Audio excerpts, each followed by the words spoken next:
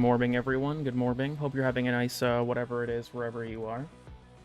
I know this is a bit of an odd, well, I mean, all the times that I stream are generally speaking at odd, inconsistent hours, but, what did Cool Kid mean by this? I just felt like you deserved it, Salio, so I'm sorry. But yeah, I've been working on a bunch of stuff lately, most of it not YouTube related, to be honest. But I was working on the next video. The script for it is done, and like the audio is all edited. It's looking like it's gonna be about 35 minutes. Seems to be. Oh, I forgot to loop this, didn't I? Whoops. Anyways, so the next video script is about 35 minutes. I was working on it and then realized I needed another person for a part of it, and I'm just like, yeah, I can't be asked to do this right now. So, you know, I'll probably just work on it later when I have access to, like, Nitro or someone who is able to give me a hand with that kind of thing. But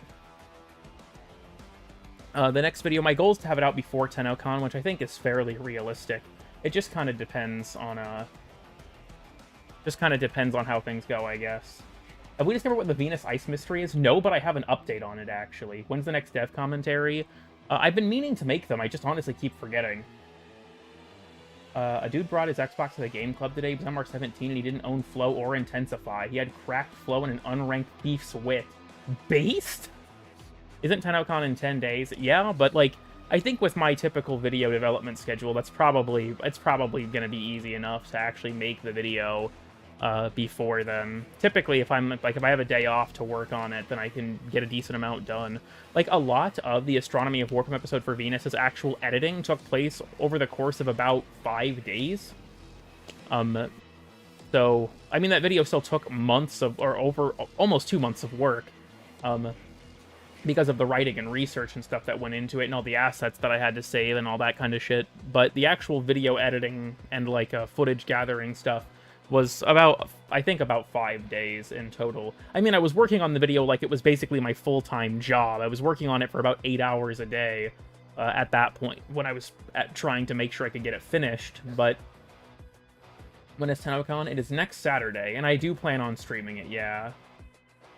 With a 10-day reminder, grim. Warframe MLP crossover? I mean, considering the fact that we have the hot sauce crossover, you can survive Steel Path now, damn.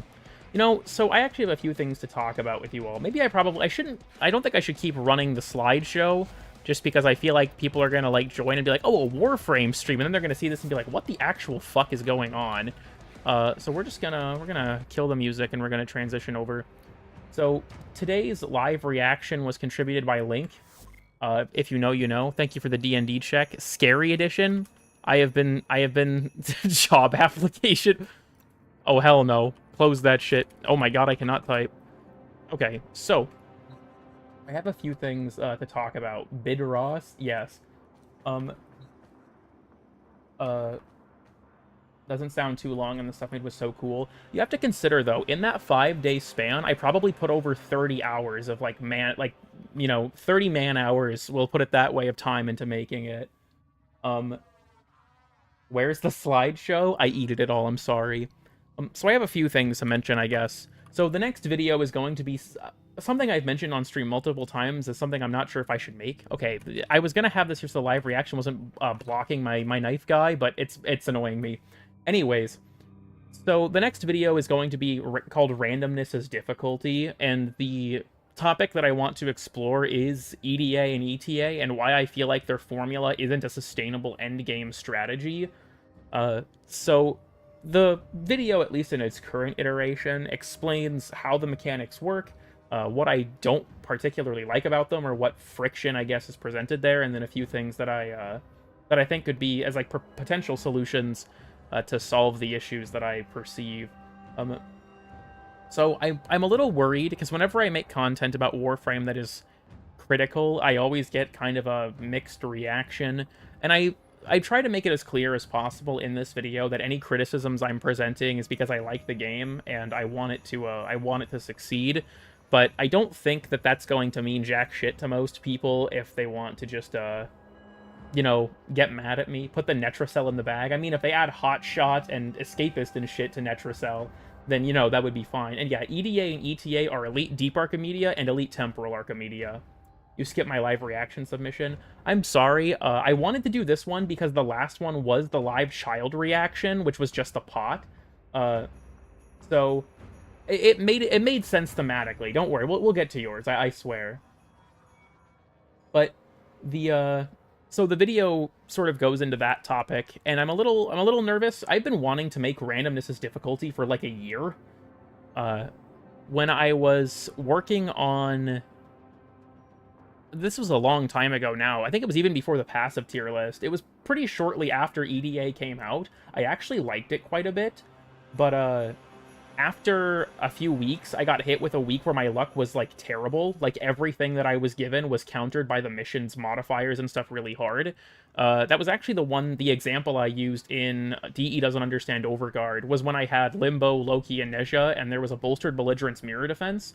And so it just felt like, you know, the game mode was just working against me through no fault of my own. And that was kind of what planted the seed for the idea. And so now that we have ETA and stuff, I want to sort of explore that more. The crux of my argument really is I think that a lot of the modifiers are designed in like a very rock paper scissors manner. And so when you get, you know, your loadout options, if they're all scissors and then all of the modifiers you get, or several of them, are rock, you're just kind of fucked. It's not through any fault of your own.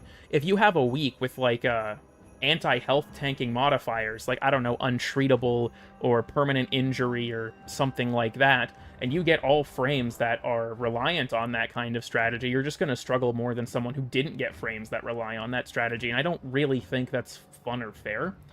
So, and I will say as well, like, when it comes to the solutions I present, the main thing that I kind of want to put forward with that video is the potential solution abandoning the random mechanics, and then a potential solution refining the random mechanics. Because I think that it's important to understand that the intent of the game mode as designed is to test whether or not you have, like, viable builds across as much gear as possible. And so my hope is that I can sort of explore potential solutions without harming the intent of the game mode. If you want my honest opinion, I think EDA and ETA would be more fun if they ditched the random mechanic for loadouts entirely and just added a bunch of additional modifiers. Because the rock, paper, scissors design of the mode wouldn't even be a bad thing if you could pick what you want. It just naturally pushed you away from certain options. So I think that if they were to expand the modifiers and double down on that approach, it could work pretty well if we removed the random loadout system. But I also feel like that kind of hurts the point of the game mode, and so I want to explore other options that still revolve around the random mechanics. But like I said, the video will be about 35 minutes long, and I hope to have that done probably sometime next week. So the other thing I want to mention in terms of, like, content that I want to make, I have mentioned before, and reroll some of the other choices you get. I did actually have, one of the, like, easy solutions I present is adding a reroll token system, where you can reroll one category once a day. But that's something that I think would be a band-aid on the problem, and so it's not something I really talk about that in depth.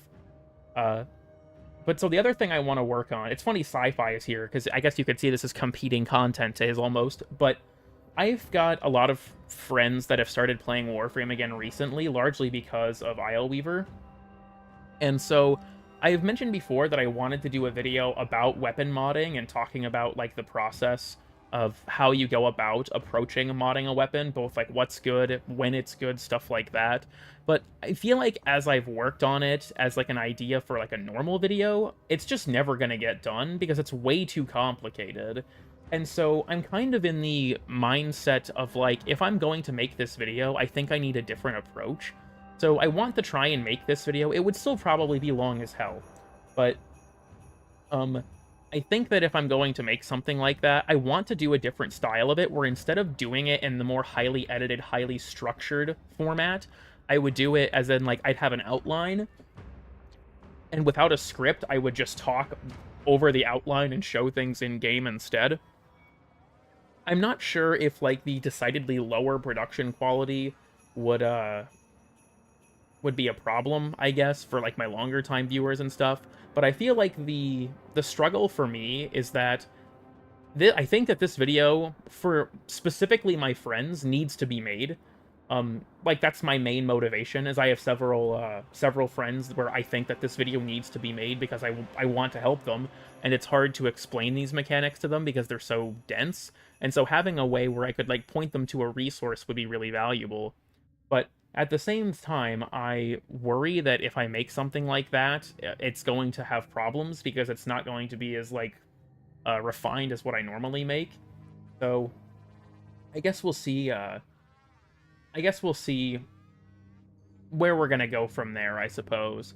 Because sort of the idea that I have is I want to break it up into sections that are sort of contextually based on where you are at in the game.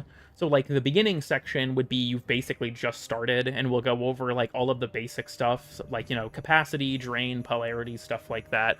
All of the like basic things, as well as an explanation of how you can view like what stats are on your weapon and how they change with mods and stuff like that. And the from there it would go into like the there would be like the very opening section beyond just like the boilerplate stuff, would be mostly explaining the relationship between base damage, multi-shot, and elemental mods, and why they work well together, as well as some other basic stuff in terms of like fire rate and reload speed and certain stats like that that are very simple to understand. Then I'd want to have a section after that that explains crit weapons, status weapons, and hybrid weapons, and then I also think I'd probably touch on heavy attack builds and slam attack builds as well, just as kind of like an sort of entry level to those, just to introduce the concept. Then I'd have a third section where it would be sort of you finish the star chart or you're about to finish the star chart, so we'd go over things like Acolyte mods, Nightmare mods, Corrupted mods, like things you'll kind of earn throughout your journey. I'm debating if I should put the Corrupted mods in the prior section, but I'm still working on that, I guess. Then there'd be a fourth section for you've unlocked the Steel Path, so we'd talk about Acolyte mods, we'd talk about weapon arcanes. I'm thinking about potentially putting things like adversary weapons and incarnins in that section and just talking about them, because most of the incarnins you can earn are a post-Steel Path reward anyways. And then the final section I want to do, the fifth like main section, would go over more advanced concepts that kind of leave just modding your weapon. So that would be things like primers, heat inherit, stuff like that. That's more of like, once we've established sort of the fundamentals of how this stuff works through that like progression, now we'll talk about scenarios where you can break those rules. I also think it'd be good to talk about specific weapons that have interesting or unique interactions to give people ideas for thinking outside of the box, like Harmony and how its status duration is a form of damage increase for its heavy attack, or like the Riot with its reload gimmick and how there are certain like unique stats you'd value because of that, that kind of thing. So my main concern, like I said, is if I make this, I feel like it's going to probably be abysmal dog shit if I don't script it and put it together like I normally do. But at the same time, I also acknowledge that if I do try and make it that way, it will just never get finished. So I'm still kind of working on it. I have some basic stuff, and it won't be anytime like soon, but I hope I can get something like that out this month. But we're gonna see. It's kind of a long shot. Contextualize weapon modding super easily. I'm gonna be honest with you, Sci-Fi. When you refer to the magazine index, I have no idea what you're talking about. You can get them so early. That's kind of what I'm thinking. My other thought, though, is like, should I talk about Acolyte and set mods that early, or should I wait until the next section? Because I think that it would be a good idea. Like, here's sort of my thought process.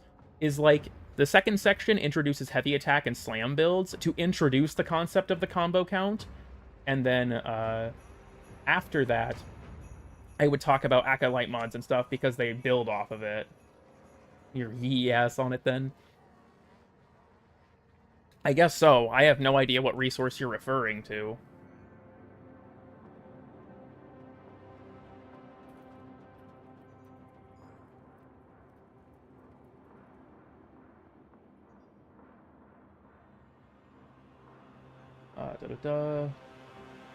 For like the midsection? Yeah, fair enough. It's like the Venus Ice Mystery? Yeah, I guess so. Okay, actually, I have an update on the Venus Ice Mystery.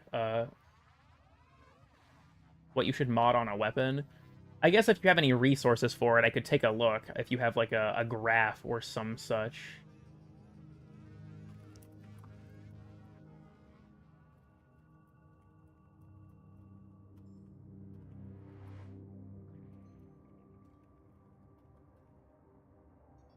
Sorry, I'm pulling up some stuff for the Venus Ice Mystery.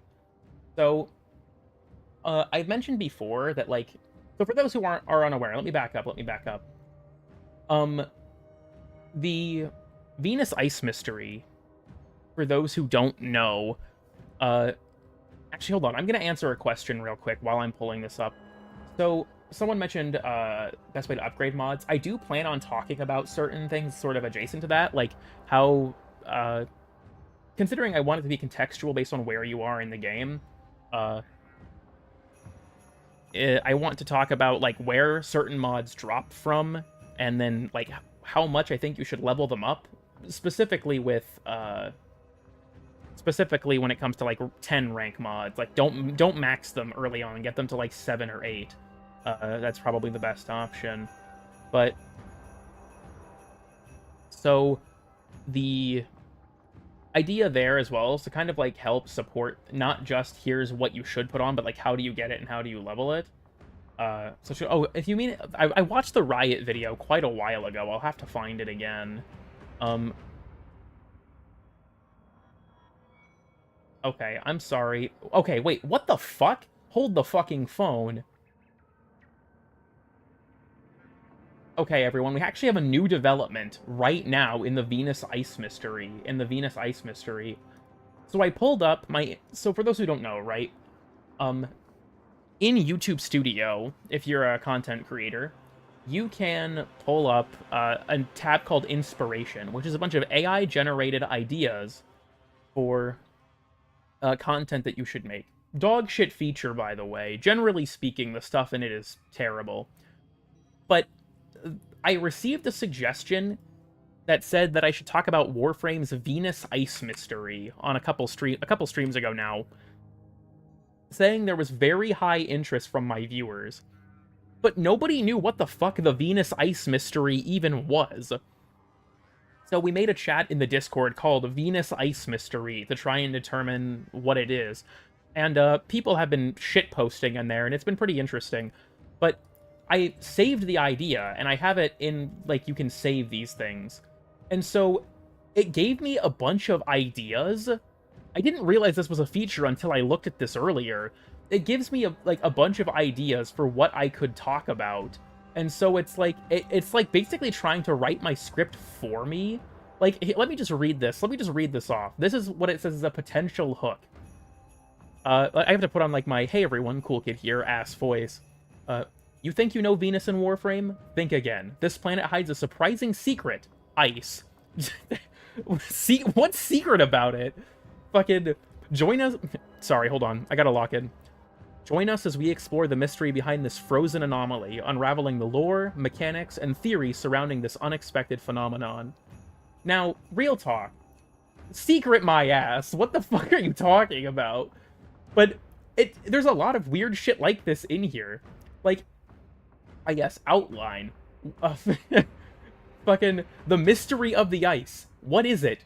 Where did it come from? Like, not even just this, right? But, like, I already have a video that talks about why there's ice on Venus. It's just not called the Venus Ice Mystery, because that's fucking stupid. There's also a few title ideas. Yeah, Venus's Frozen Secret, Unraveling the Ice Mystery. The Hidden Truth About Venus's Ice. Is there really ice on Venus? I don't know, do you have fucking eyes? So, here's why I said that there was a live development. So I went ahead and pulled up my Inspiration tab to find this, and guess what was the first result? Unveiling the truth behind Venus's scorched Earth. Okay, now what the fuck is going on here? Because not only is the term Venus's scorched Earth just kind of fucking stupid at its face, but does this not run directly counter to the Venus Ice Mystery? Has it all melted in the 2 weeks since I looked at this? What the fuck? There's no Earth on Venus. This is so fucked up. So it would appear any unsaved... Yeah, I don't want... to save any changes to this idea. The inspiration tab sucks. Like, most annoying Warframe bugs. Every Warframe ranked on their fashion potential. The ultimate guide to mastery rank farming. Get out of here with that bullshit, YouTube. I'm not making any of this. The Venus hot mystery, real and true.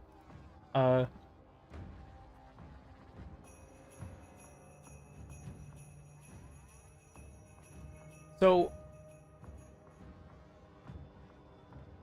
I don't know. I think it would be fun to actually do a video on the Venus Ice mystery, but it's like me shitposting and talking about how stupid the feature is. But I guess we'll see. Thank you for the 2P9. Cool Kid, when are you doing the Earth Dirt mystery? That can be the sequel. That can be the sequel. So, I know if this is a Warframe stream where I've spent the past 25 minutes almost and not doing anything actually interesting, but I have one more kind of thing I want to address, because the video that I've been working on, Randomness is Difficulty, has sort of been in the oven for a while longer than you'd expect, but I haven't been working on it a lot because I've been kind of struggling with the motivation to work on it. And like, I think the truth of the matter is, generally speaking, whenever I am making something and I'm just not feeling like working on it, I don't work on it. That's kind of why I'm live right now, is because I just could not be asked to work on something because I need another person for it, and I'm like, yeah, I'm not fucking doing that. But the kind of the struggle for me at the moment is I feel like I do need to work on things because I'm going to be moving next month, and I need to get some content out before I move just to have that ready. But it's kind of also like I'm in this shitty spot where the release of the Astronomy of Warframe episode for Venus was kind of... I don't feel like the word I'm looking for is reality check, but that's like the closest thing I can think of. This was like a week ago now. Nitro hadn't watched the video yet because we wanted to watch it together, and I was watching it with him, and I remember just like, that was like probably my 20th time watching that video. I'd rewatched it so many times for quality assurance, and I still have a typo in the word hyena, but that's besides the point. So, I was watching it with him, and all I could think to myself was like, damn, I put so much fucking work into this, and it was such a massive failure. And it's one of those things where, like, I know a lot of people will tell you, like, oh, well, you know, you don't care about views and shit like that. And, it's one of those things where it's like, ultimately, you make stuff on YouTube so people will watch it. And I also think it's important that if you have an audience, you should understand what your audience wants to see from you. And so, the whole Venus Ice mystery thing, like, removed from the shit posting, YouTube is recommending me something I basically have already made, and that didn't do well. And it's hard not to dwell on that as I'm working on other things where it feels like, you know, have I just fallen off, right? But even beyond that, like, it feels almost like there's kind of a friction between, like, the things I want to make and the things I feel like I should be making. Because what's even weirder to me is the Mercury video performed better than the Venus one, which I didn't expect to be the case at all. But I will say, to those of you who did watch the Astronomy of Warframe episode for Venus, I appreciate it a lot. Like I said, a shit ton of work went into that video. It's the most effort I've put into a video in a long time. But I don't know. Like I said, I feel like sort of the struggle with that kind of thing is you fell off years ago. We all know this. That's true, actually. I'm not gonna try and dispute that. But I don't know, I guess sort of the spot I'm in is, like, it's hard for me to work on things, not just for, like, the typical burnout of, like, I've been working constantly at my job and on other things that are not Warframe related, and so I'm just, like, I don't want to fucking do anything a lot of the time because I've been so busy with other stuff, but also just the fact of, like, I feel like I'm gonna release this and it's just gonna disappoint me again, and then it's like, well, fucking what from there? I think it's important to try to not let yourself be discouraged by things like that, but I can't deny that it still happens. Create account, I'm afraid, but so have we. That is true, that is true. But yeah, and I guess I also want to mention, I'm gonna go ahead and we'll load something up here just so I'm not, you know, doing fucking nothing as we're talking about this, but I also kind of want to make it clear that I'm not, talking about this sort of to be to like complain, I guess, necessarily, because the truth of the matter is that if people didn't want to watch that video, then they just didn't want to watch it. It's not like it's anyone's fault that that's the case, but I can't deny that it bites. I guess I'll put it that way. I can't deny that it bites. The Venus Ice Mystery. It seems like it really likes that. It latches onto it a lot. Isn't there a collab with the hot sauce company? Yes, there is. It is Jade City, I think is what they're called. There's no Jade-themed hot sauce, though, which is such a missed opportunity. Like, what the fuck? I think it's like Mag, Volt, Excalibur, Ember, and the Stalker. Ambassador buff, baby. I should probably try and pick, like, a decent, that should work. A decent, oops. No, I'm not using Oxani, that thing is ass. As a business expense. That's what Sab will have you believe.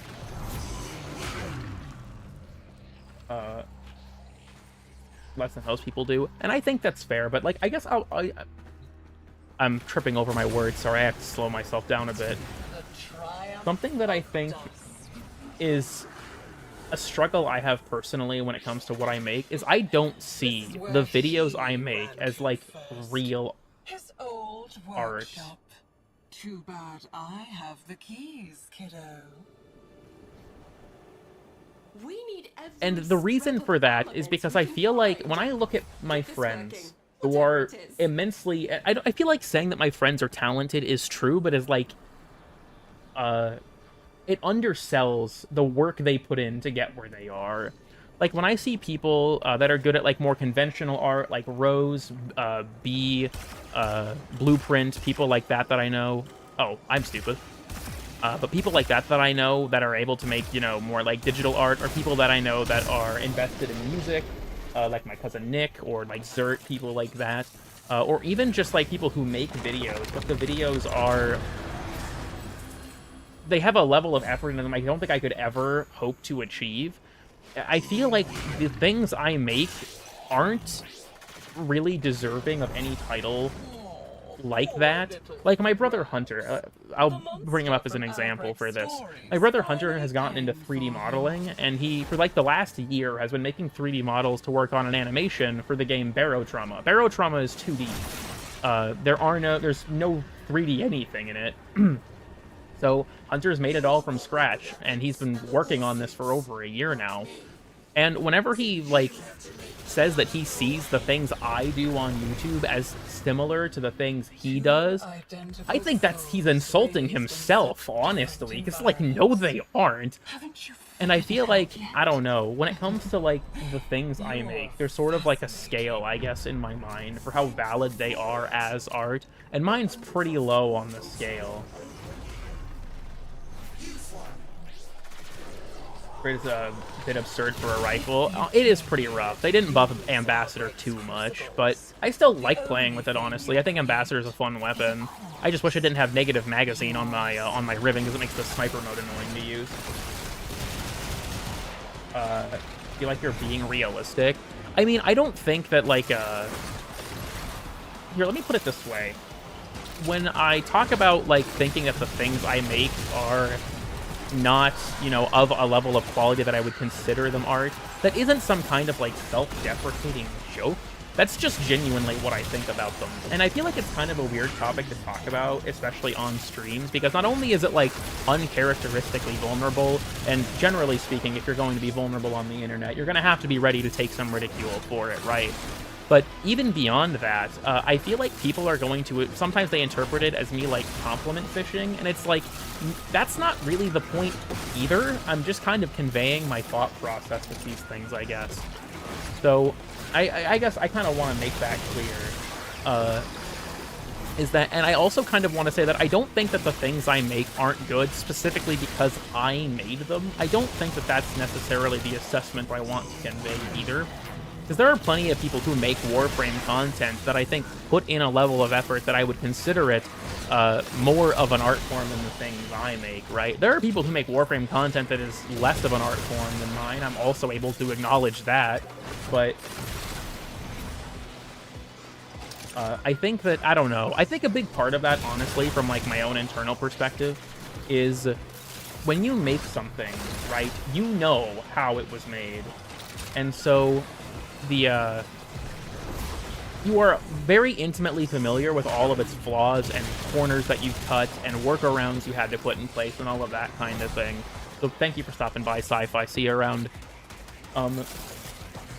So I think that when it comes to stuff, if you make something, you're just very intimately familiar with where it came up short in your own mind. And so because of that fact, it's kind of hard to separate the finished product from what it could have been. I also think that, for myself at least, there's a lot of times where I'll go into a video with like a very specific idea in my brain, and I can't execute it. And so when I kind of reach that realization point of like, well, I can't do this the way I wanted, sorry, I'm trying to reorganize my, what the fuck? I'm trying to reorganize my window so I can read my chat more easily, and it just teleported to my other monitor. Anyways, ignore that. This isn't important. Anyways, a Taco Bell gong sound. So I just completely lost my train of thought. Anyways, I feel like when you make something, you're more familiar with its problems. Let me put it that way. There's plenty of stuff that I don't think anyone has ever noticed in my videos that bothers me. And it's important to channel that into some form of improvement. But there are some things that are just beyond the scope of what I can technically produce. And while I've tried to push that boundary before, it's admittedly a challenge because there's not really a ton of resources. Well, I guess there are resources, but a lot of the things that I want to do, I feel like are so niche that it's a little bit hard to find adequate resources for them. Oh dear. Also, welcome. It's a dog. I'm afraid for what's going to happen next. Narrative doesn't make it not art. I feel like saying that the videos I make about a video game are art is insulting to the concept of art. Why is the stream scary? Because it features Colorville, the knife guy, and knife guy is scary. You mean pregnant man, dog? About creativity? I honestly agree with that. Like, trying to make something and feeling like you can't get it across the way you want is rough. But, because, like, I feel like to say, I don't know, that the videos I make about this game are in some ideological or conceptual level equivalent to the game itself is, I don't know, or like fan art about the game or anything like that. I'm not down with that interpretation. Let me put it that way. Okay, well, a dog has not performed conventional 9/11 because those aren't towers. So I think this was just a regular terroristic attack, but anyways, no, because I also feel like, not the schools again, I kind of feel like in the same way, I wouldn't consider most Let's Plays like a form of art. Like if I was to like, this isn't what I make, but just as like a similar example, right? I feel like, it's like DSP, right? With DSPs, like, I buy the ingredients to make my work of art. I don't think the shit DSP makes is art either, necessarily. I don't know, I feel like there's like a level of craftsmanship that goes into things like that. That just isn't reflected in the things I make, I guess. You only post once a year? Yeah. Because I feel like art doesn't have to be highbrow. Look, I understand that, like, from a very philosophical standpoint, anything can be art. But I don't think that everything is good art. How far away is that fucking beam? Hold on, what the fuck? Hello? Jesus Christ. I had to cross county lines for that shit. Showcasing rather than art? Maybe you could put it that way. I guess it's a little bit tough for me to say. I don't know what I would consider the things I put on my channel, if not, like, more conventional art. Is worth being called art. I don't know. Like, I appreciate the perspective, and I think that I don't think that anyone is necessarily wrong for holding that opinion. But I still feel like putting the things I make, like, to say that the things that I make are art feels just wrong on like a level that's hard to articulate. Then the definition becomes useless. Yeah, I agree with that, to be honest. I don't know. I feel like we're leaving the realm of Warframe into being like, ah, yes, this is our philosophical discussion. It's a good thing I have Mesa so I can just ignore this phase. You know, quick side note that actually has to do with the game. this, I feel like I didn't really understand what you were supposed to do in this part of the boss fight until somewhat recently. Unless you have a frame like Mesa, you're not supposed to fight the Death Scuttler, you're just supposed to avoid it. Killing it will just spawn a new one, it doesn't even matter. I guess I can show what I mean. Also, yeah, we just passed 60% a little bit ago. Yeah, like, you're not really supposed to, fight the Death Scuttler, you're just supposed to identify it and then just run away. Well, he's stunned because of, shooting gallery, but...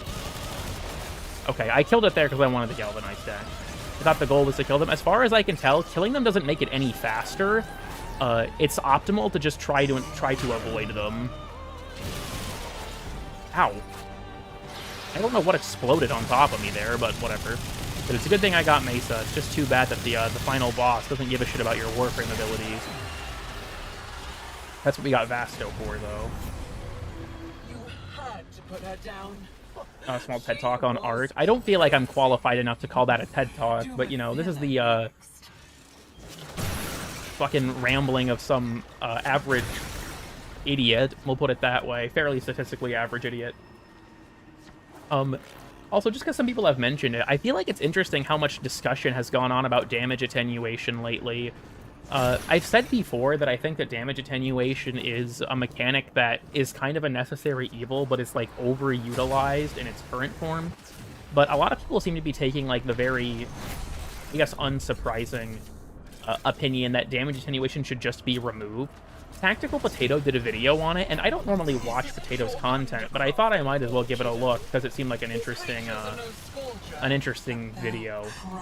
And the, I feel like a lot of the conclusions he comes to feel very, like, contradictory, I guess.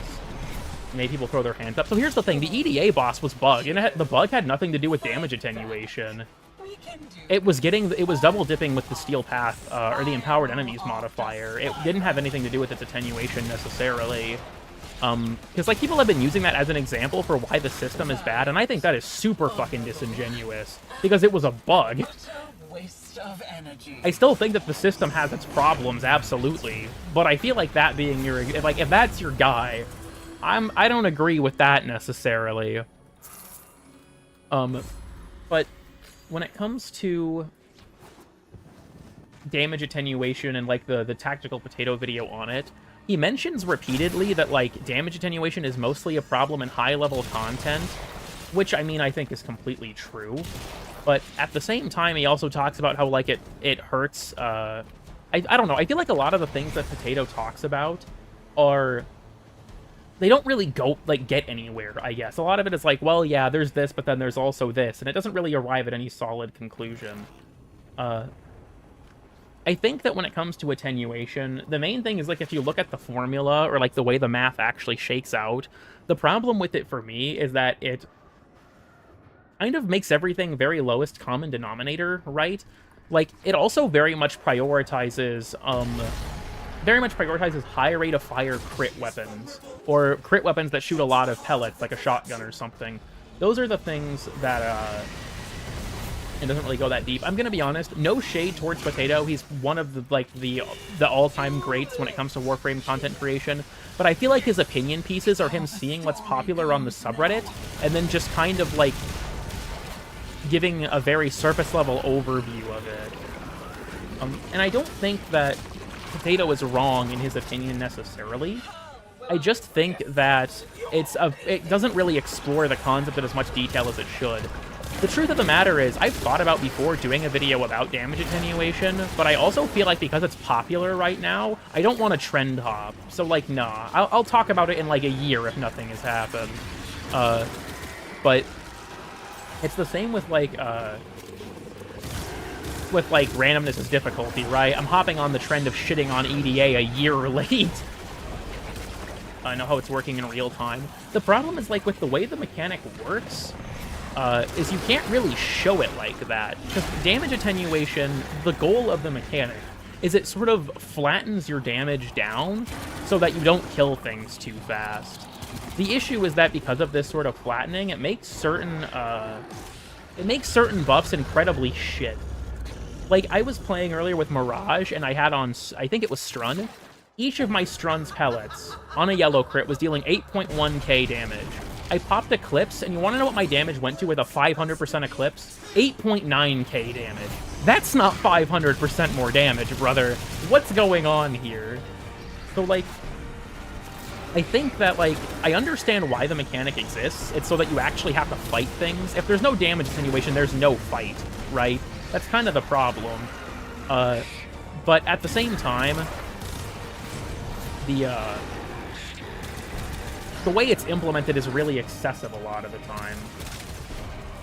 And I also think when it comes to, they can back off a while to make it less tedious. I think the problem is because the formula is so complicated. Like, if anyone here actually looked at the damage attenuation formula, I have no idea how you would show that in-game. It would be way too confusing.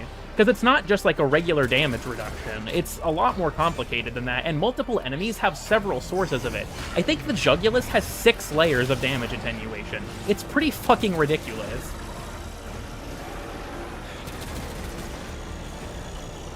It's a shit ton of math. Yeah, like, I don't know how you would display that in-game. Unless you wanted to have, like, I don't know, like a meter that fills up to show how much your damage is being attenuated. But, like, that's the only thing I could think of. Something we need to do to strip them for a little. Here's the thing with attenuation. I think that having a if the mechanical solution, I think, is to allow us to disable it, then it doesn't really fix any problems. Oh, you're not the oh no, you are the anchor, right? I was gonna say I'm trying to get the weak spot. But I think that if we have like the solution is to disable the mechanic by doing something, then I feel like that's doesn't really address the problem, I guess. And you'd still just nuke the fucking boss if you could turn it off, right? Even in that window. I think that the main thing is, like, attenuation conceptually is fine if it wasn't this excessive. Because for those who don't know, the Fragmented don't just have attenuation. They also have a damage limit. You can only deal 65,000 damage in one hit. So they have a bunch of layers to prevent you from killing them quickly, and while I don't think it's necessarily a problem, it kind of homogenizes the experience of fighting them in a lot of ways. Across different frames and weapons, because your stuff gets kind of flattened out, and I just don't really like that very much. I don't think that, like I said, I don't think outright removal is, like, the solution, but I think that it does deserve a reevaluation for sure, because it's particularly egregious. Hope the devs are smarter than me, and that's fair. It's interesting, too, because, like, but in Potato's video, he brings up some solutions that he mentions. He mentions Destiny bosses that have more advanced mechanics, and I don't know how to say this, but Potato, there is a boss in this game that has more advanced mechanics and isn't reliant on damage, and it's one of the most hated bosses in the game. You're describing the Ropalolist. The Ropalolist is a boss that relies on mechanics over damage, and people fucking hate that boss. The other thing that Potato mentioned with, like, having weak points on bosses to deal more damage is also a thing with the Fragmented fight. Like, that's also a solution that's already been implemented in the game. I think the problem is it doesn't bypass enough of it to make the fight not take an eternity, but that's besides the point. So, I don't know. Like, and I will say this, to those of you who are Ropalolist enjoyers, first of all, based.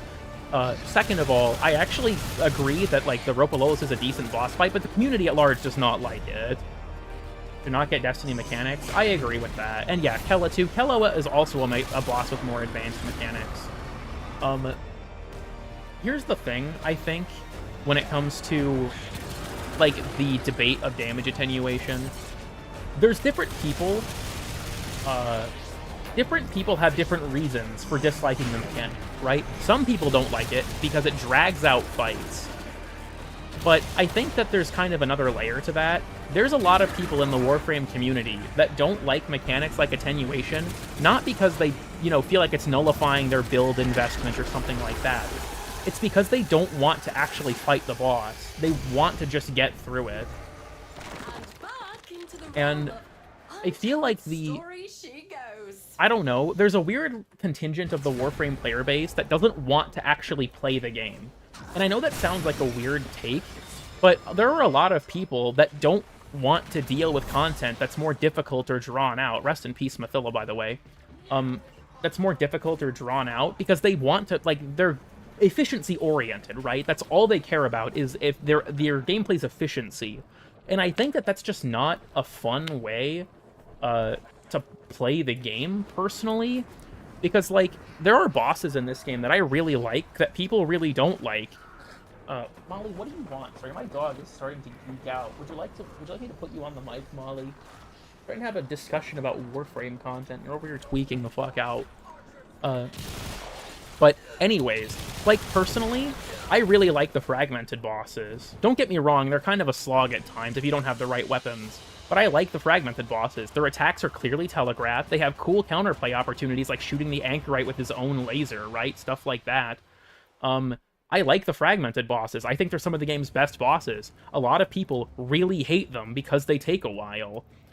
And I think that a lot of that, like, an argument I see very frequently, people like the horde shooter or horde shooting. Well, here's the thing for me. There's plenty of content where you can just do the horde shooting.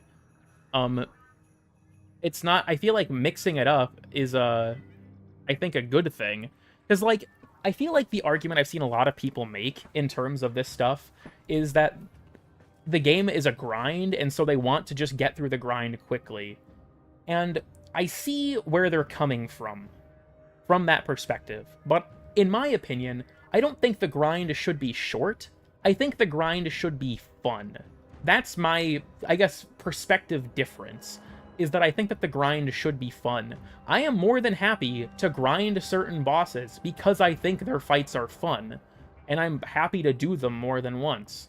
I think that the main issue, and yeah, I will say this, in terms of the current event, Isle Weaver, yes, this event is fairly grindy because there's not a ton of variety, but I think that's kind of removed from, I guess, the wider discussion. It takes ages to defeat them, and I will agree with you on that as well, Blueprint. I really like the weak point system, but they're not impactful enough. Not in their current state, at least. With Mesa or jump at them with Runa. I agree with you there as well. I think that them being immune to stuff like viral and, you know, like viral and Warframe abilities is just kind of lame. I can link it in the Discord. If you want to send it, if you want to DM it to me, I can take a look at it, sure.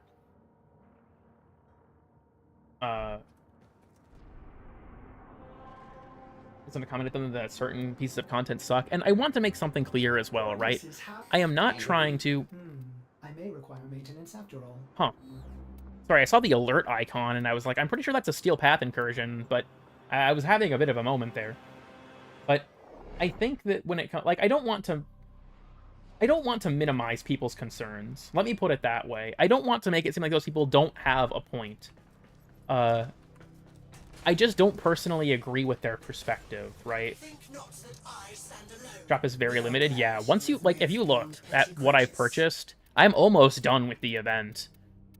I'm gonna go ahead and pick this up, but aside from, you know, the clamps, which I realistically don't even need to buy, this is the last unique thing I need, and then I have 3 more barriers to go, and then I'm done.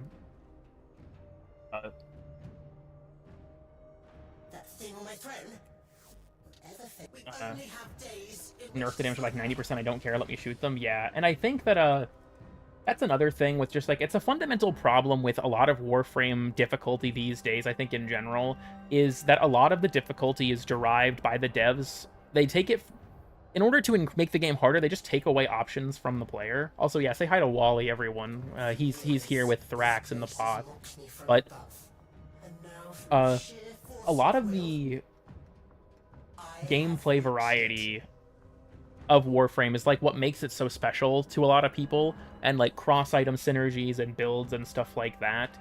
But a lot of modern Warframe difficulty relies on removing options from the player, be it with like random loadouts in EDA or ETA, having, you know, 30 Eximus on screen so that your crowd control stuff doesn't work, things like that, or like making a weirdly large amount of stuff is just immune to the viral status at this point. Where it's like, damn. Or like with the Fragments, you can't target them with abilities. Like, I kind of wish this wasn't the approach we were taking. Would be so much better than like Kuva or Endo. I agree with you there, Blueprint. We could do like Relic Packs, Endo, something. But I hate the super boss's disabling abilities. This is going to be a weird take, and I know several people are going to disagree with me on this. I actually think that, generally speaking, the super bosses locking you out of your abilities is a fine mechanic, but it depends on what attacks they can do it with. For the fragmented one and for Vor, I actually think it's fine, because both of them are able to be countered fairly easily, minus the occasional random bullshit that Vor can pull, to be honest. Sometimes he'll just hit you with something you didn't see coming. But the tank can fuck right off. The tank slime nullifying you is a pretty dog shit mechanic, I'm not gonna lie. But I think that especially for the fragmented, I actually think it's fine, because all of the fragmented attacks are incredibly well telegraphed. You can see them all coming from a mile away. So I'm fine with the fragmented, especially. Vor is a little iffy. His fight has some like weird parts that I struggle with. Namely, why are his floors waxed to the point where I keep sliding off of them if I void sling? And why does his stupid orb spawn on top of me sometimes? And then the tank just covers the entire arena in slime, and I hate him. Transference in the same attack. I think that's primarily an issue with Vor, and the fragmented one, I guess, has the rock throw attack that slash procs you, right? Because, yeah, I agree with you there that stuff can be very, very annoying. It's all visual diarrhea. I don't agree with that at all. Like, there's a lot of stuff in this game that is not well telegraphed. I completely agree with you on that front. But there are still things that are fairly well telegraphed. You know, actually here, we're gonna prove a point. I say this with massive air quotes. I just kind of want to elaborate. Oh, Titania's here. Ooh, that's actually very good. We'll pick her. Makes me think differently with my build and loadout. I find that fun and refreshing. Yeah, and that's also something that I thought was a little bit weird, going back to Tactical Potato's attenuation video, is that he mentioned that it's a problem primarily in higher level content, and he brings up the super bosses as an example. But, like, I think if you were able to just blitz through the super bosses, then where's the challenge?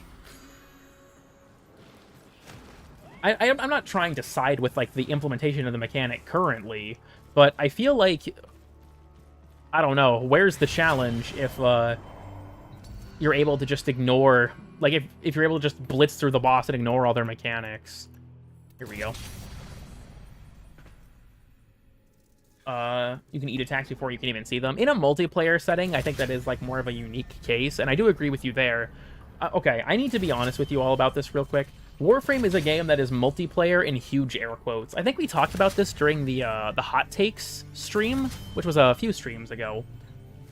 So much of this game is just designed in such a way that you'd think it's for one person, and then the multiplayer is kind of an afterthought a lot of the time. And I don't think you should have to play multiplayer. I'm very much against that personally, but I do think that it's kind of a fair position to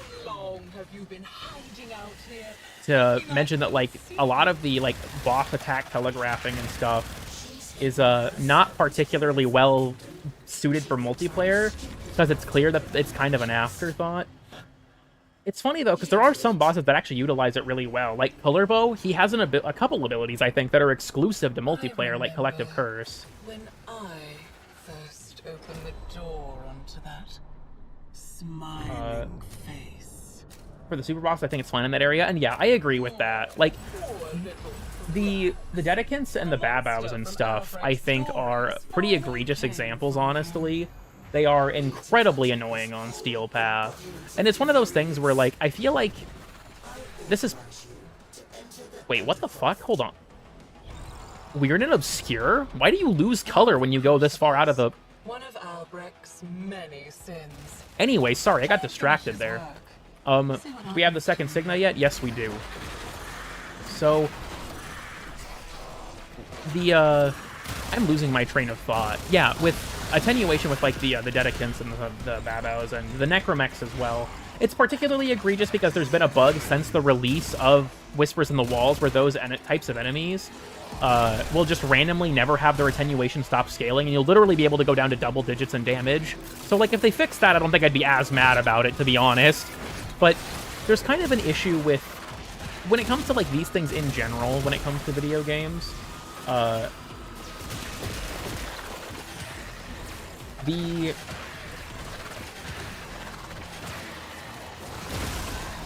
this is kind of... Sorry, I'm trying to, like, formulate my thoughts on this. So there is a kind of a plague, I feel like, when it comes to talking about balance in any video game. And holy shit, Venus Ice Mystery? How mysterious, indeed. But in any video game these days, there is this really toxic culture where if you try to express an opinion that is in any way critical, a lot of people will just say that the reason that you don't like something is because you're bad at the game. And it's one of those things where it pisses me off for like a very large list of reasons. Kind of chief among them is that I know why people do it on some level, is because they want to feel like they're better than other people. And that just rubs me the wrong way big time. Because it's like, oh, well, I handle it fine. So, you know, it's just because you're bad and I am better than you. And it's like, that's not engaging with the argument at all. But even beyond that, it's also one of those things where it shuts down, like, legitimate attempts at productive discussion. Because, like, newsflash, sometimes the developers do things that aren't well received by the player base. And so people suggest changes to make the game more fun. If you're critiquing the game, oftentimes it's not because you hate it, it's because you want it to be better. And I think people don't understand that a lot of the time. There are people that sort of view that, like, the devs can't do any wrong. And I'm not saying that the devs necessarily do wrong on a regular basis, to be honest with you.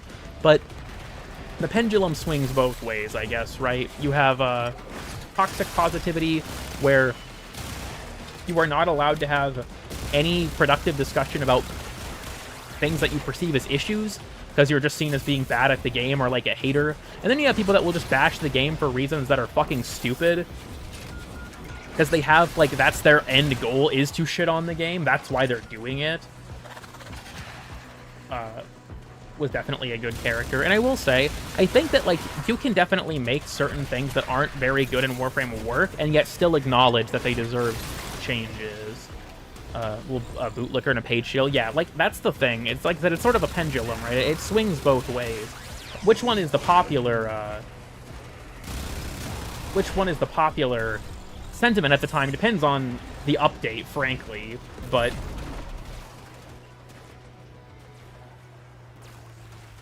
Linkin Park reference, true. Like how Alchemy's a lot faster in solo than in a group. Yeah, I see why that's the case from, like, a developer perspective, or, like, the idea there, but goddamn, it's so fucking annoying. For making things slower in the first Ascendant. Yeah, I can see that. I don't know, I think that the Warframe community is like a lot of game communities in that regard. Other than corrosive builds, yeah, that's completely fair. But I feel like I don't know. My thoughts on this are a jumble because I'm reading the chat, and so it's like it's kind of scrambling my brain.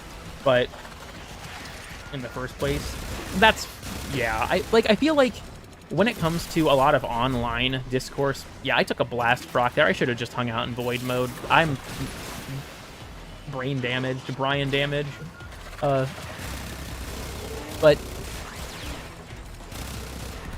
it's one of those things where, as someone who has, like, made videos on YouTube for a while now, it's horrifying to think I've been making stuff on this channel for like 4.5 years.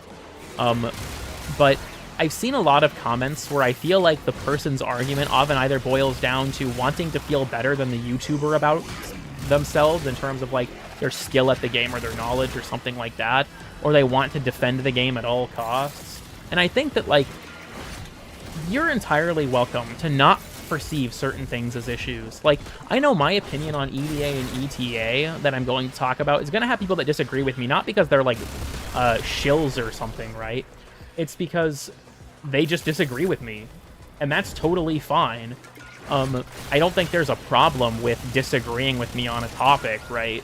I feel like the main thing that annoys me is, like, why you disagree with me, or if you're actually engaging with my argument. Like, with the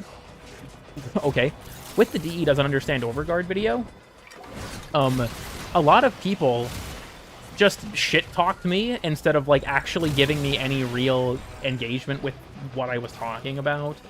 And it's one of those things where it's like, it's the YouTube comments, right? It's full of people who are fucking stupid. I'm completely capable of acknowledging that fact. But it surprised me how often it happened. Like, a lot of the comments aren't engaging with my criticism at all. They're just, like, shitting on me or going off on some unrelated side tangent. Like the guy who left 4 comments because he kept hitting the comment character limit. He left 4 comments to explain his idea that he thought we should remove Overguard and make Eximus units spawn in at 4 times the mission's level, which I'm gonna be honest, is one of the worst Warframe concepts I've ever heard in my life. I only follow up what the YouTubers say. Real and true. Nice opinion. Did a YouTuber give it to you? What? That's what I'm saying. Oh, this is gonna be fucked. Hold on. Oh, now we've got some funny shit. Haven't you figured it out yet? That harassed you for being gay? Okay. How did that take 4 comments? The guy was tweaking the fuck out. Let me put it that way. So did a guy harass me for being gay? Would I call it harassment? No. Did someone bring it up, though? Yes, and it was honestly hilarious. It's unironically probably my favorite comment I've ever received. So, read that comment thread. I don't know if I'd be able to find it. I guess I could probably look for it sometime. But there was a guy. So it was in Why Do New Players Really Quit? I mentioned that the only person I played the game with that had ever finished the story was my boyfriend, Nitro. For reasons I've explained multiple times, the comments on that video got disabled. So this guy couldn't leave this comment on that video. So he commented on the next video I made, which was the sequel to Weird Status Effects, where he said something to the effect of, like, in the last video you mentioned you had a boyfriend. This is an abomination against God, and you should break up with him and repent for your sins. And then he posted some Bible verse. And I'm gonna be honest, I was really tempted to reply to this guy, because I thought it'd be really funny, but I realized that I probably was not worth engaging with him because I didn't want to motivate him. I didn't want to give him more attention. But I'm not gonna lie, that comment was really fucking funny. I got a good laugh out of it personally. Oh, are we gonna hit 1,000%? Oh, hell yeah, 1,000% Razorwing Blitz.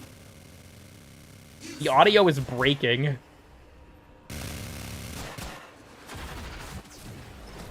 But yeah, I thought that was really funny. I don't even know what else to say. And I will say as well, like, I think Rose told me that I should reply with a Bible verse about, like, don't judge others lest ye be judged to prove a point. I know someone, it might have also been Rose, told me that I should just reply, I'm not gay, my boyfriend is, which is a banger, I'm not gonna lie. But, oh, that was, I did not realize I was still sprinting. That was almost catastrophic. Not quite, but almost catastrophic. Now I get to sit here for 4 years. Abomination Pride Month, yeah, deadass. I don't know, is it, on Titania, it's kind of nuts. Thank you for the 2. National Security Agency. Don't worry, cool kid, we're making that gay right now. Thank you. Thank you, NSA. Anyways, but yeah, I like, that comment didn't even upset me. Like, don't get me wrong. I am someone where I will, by my own admission, say that I have relatively thin skin. Like, sometimes things bother me more than they should. I'm more than willing to admit that. Also, welcome, Euro. But at the same time, like, there are some comments that are just so ridiculous, they wrap around into being really funny, and I'm not upset about them, like, at all. And that's one of them, for sure. Like I did with Gareth. You what to Gareth?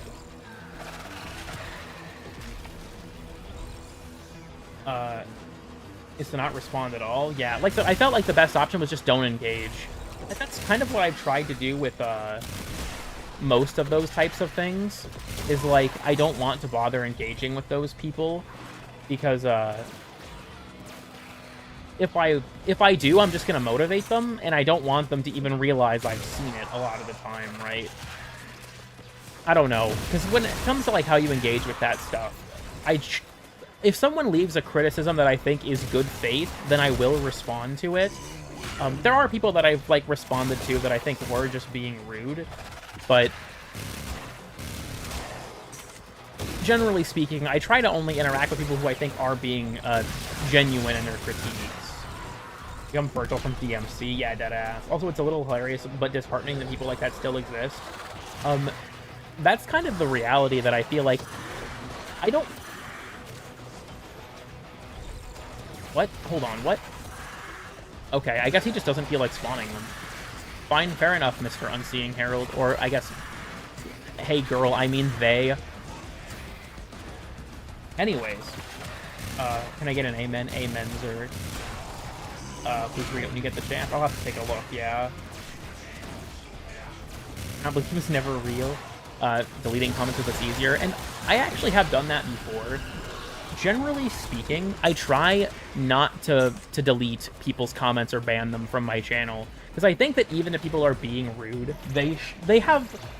I don't want to say they have a right to have their opinion heard, because it's my platform, right? And ultimately, it's up to me what is allowed to be hosted on it. But I think that they should be heard, even if I don't agree with them, or even if they're being mean. But the one time I really broke that rule for myself was after Why Do New Players Really Quit, when I left a pinned comment explaining why I locked the comments and telling people, if you want to talk to me about this, DM me on Discord. I don't want to deal with this anymore because it's so mentally draining to get so much shit constantly. There were people that would follow me into other videos just to insult me. Like, not even leaving real feedback on the video, it was just to insult me for that decision or for the contents of the video. So at that point, I just, like, after a couple days of thinking about it, I was like, you know what? Fuck it. If these people are going to disrespect my wishes like that, I am just fucking banning them. I haven't banned many people from my channel, but I felt like at that point, it was like, if you're going to go out of your way specifically to talk shit about me, then you're not going to leave a productive comments on anything. So I was just like, you know what? Fuck it. Like, it feels bad, but I feel like it was the best option I could have made for my own, you know, mental health in that situation. How are all of you doing? Big Beaver. Huh, peculiar. Can I get a 24-hour ban for no reason? I feel like I'm going to have a reason. Take my money, funny man. Now I go to sleep for work. Hope you have a good one. Thanks, Cringe Incarnate. 10 months. Damn, it's been a while. My Stockholm 2 week. Really did what was necessary. Listen, I feel like when it comes to... A lot of people will, like, leave awful comments and then cry, like, free speech if you were ban them. But, like, I'm not violating your freedom of speech by removing you from my platform. I'm exercising my freedom of association. Whether or not, like, you're allowed to pull up on my channel and talk mad shit about me, and then I ban you, and you're like, well, I'm being silenced. Like, yeah, you fucking are, actually. Thought you were woke, but it turns out you're just a joke. Damn, I'm sorry to disappoint you. American clashing of rights. Yeah. I feel like it's also honestly funny to see that there are people that kind of just assume that, like, Americans' perception of rights apply everywhere, but that's a different problem.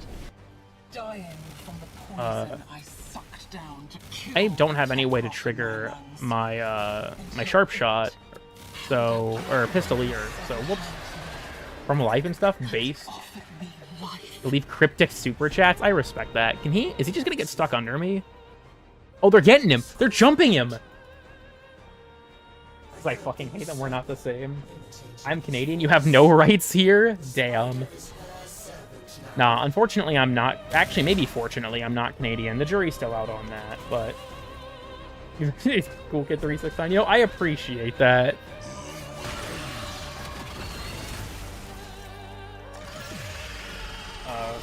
I want everyone to shut up on command. I respect that. Where did she go? I'm having a bit of a moment looking for her. Oh, she's outside of... Right. I forgot.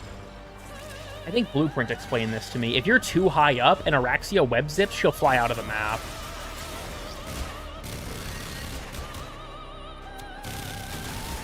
I forgot. No, I have to stay out low to the ground enough that she doesn't do that.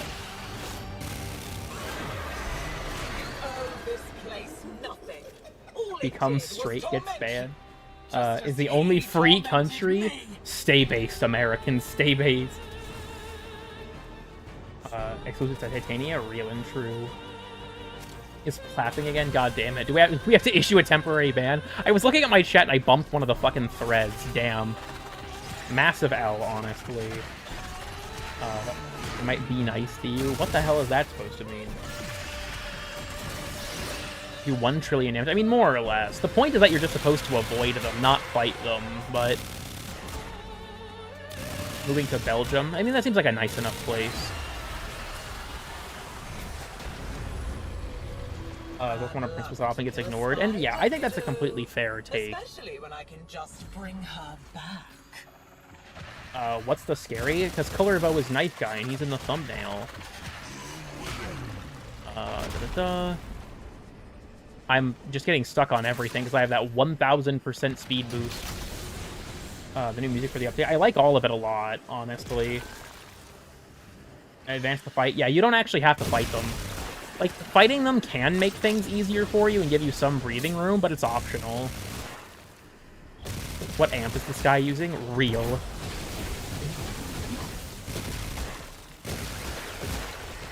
The real question is, how is the amp that this guy's using? All the relevant leitmotifs. Yeah, I agree with you there. I feel like Warframe's soundtrack is honestly really underappreciated.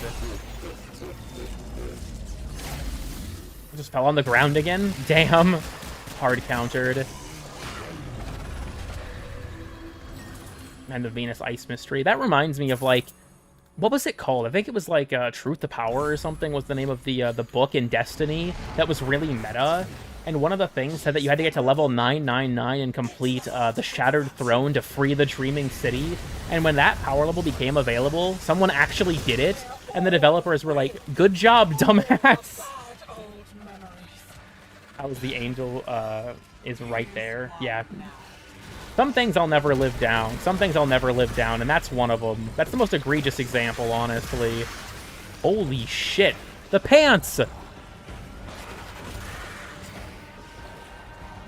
I love calling this enemy the pants, because out of context, people who don't play Warframe have no clue what I'm talking about.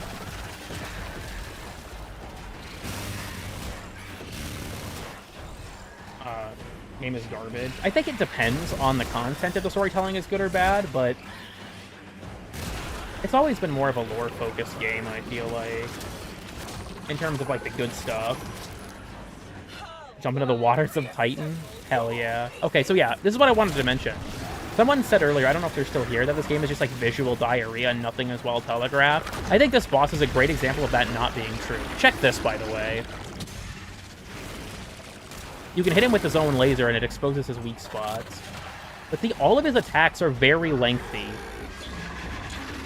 You have a lot of time to identify what's about to happen, and they all have very clear counterplay once you know how they work. Like, this is going to be his ground slam attack, so you're supposed to jump, so you don't touch the hands.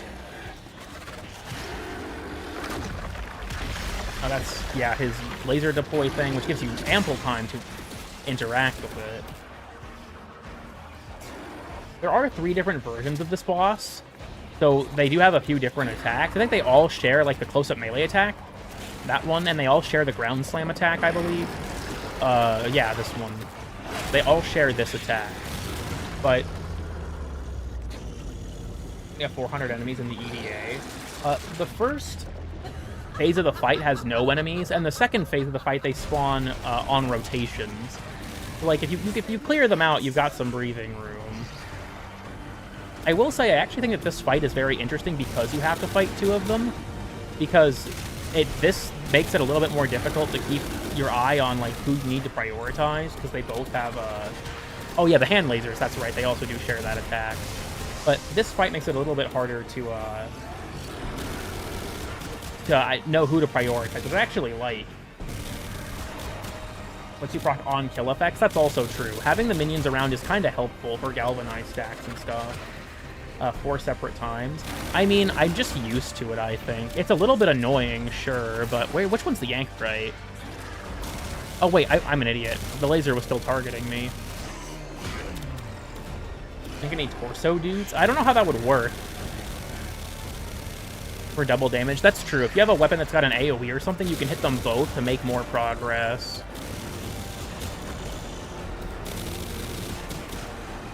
I have a unique advantage as Titania because I can just fly above a lot of this shit. Do I have the, no, it's the Suzerain, okay. I think it's called the Zelator or something like that. That one is the one I hate the most because of his rock throw attack. Because if it inflicts a status effect on you, it lasts for like 12 seconds. The Anchorite Laser works on both. I don't believe that's the case. Oh, they're gonna probably die before I can test this. Yep, damn. From what I noticed, if you hit the wrong one, it doesn't work. Maybe that's changed, but You may safely resume your hold on, let me throne, look. Your Majesty. Stuff you've made. Suggestions for optimization for lower-end devices. Interesting.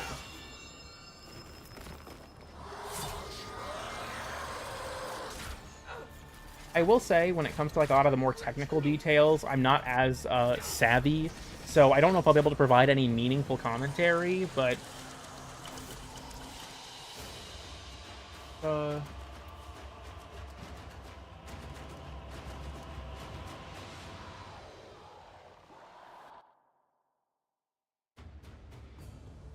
Can we get a :3 for the fans? Sure. Here, you can have one. There you go. I didn't include a nose though, unfortunately. It's a genetic defect that I don't have one. But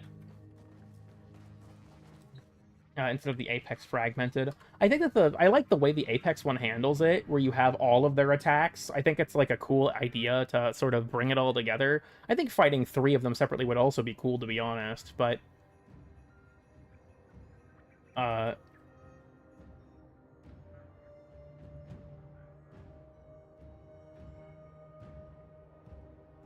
I will say, I guess if you're still here, Super Game Chief, I don't know if I'm going to read much of this out loud because it's more technical details, but I do agree, especially with like the baked lighting suggestion, that a lot of the modern solutions they're using are really resource expensive. Any area they've added with real-time or GI lighting just runs like shit in comparison to the old system that they use. I know that they're phasing out light maps and stuff, but I have a mod drop chance booster. What the fuck? Anyhow, auto-converting it into the cat emote.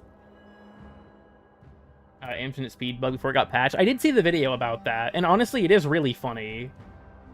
I will say, so for someone who asked, who would you say is the best beginner frame that you can bring into endgame? Honestly, for me, that's an easy pick. It's Rhino.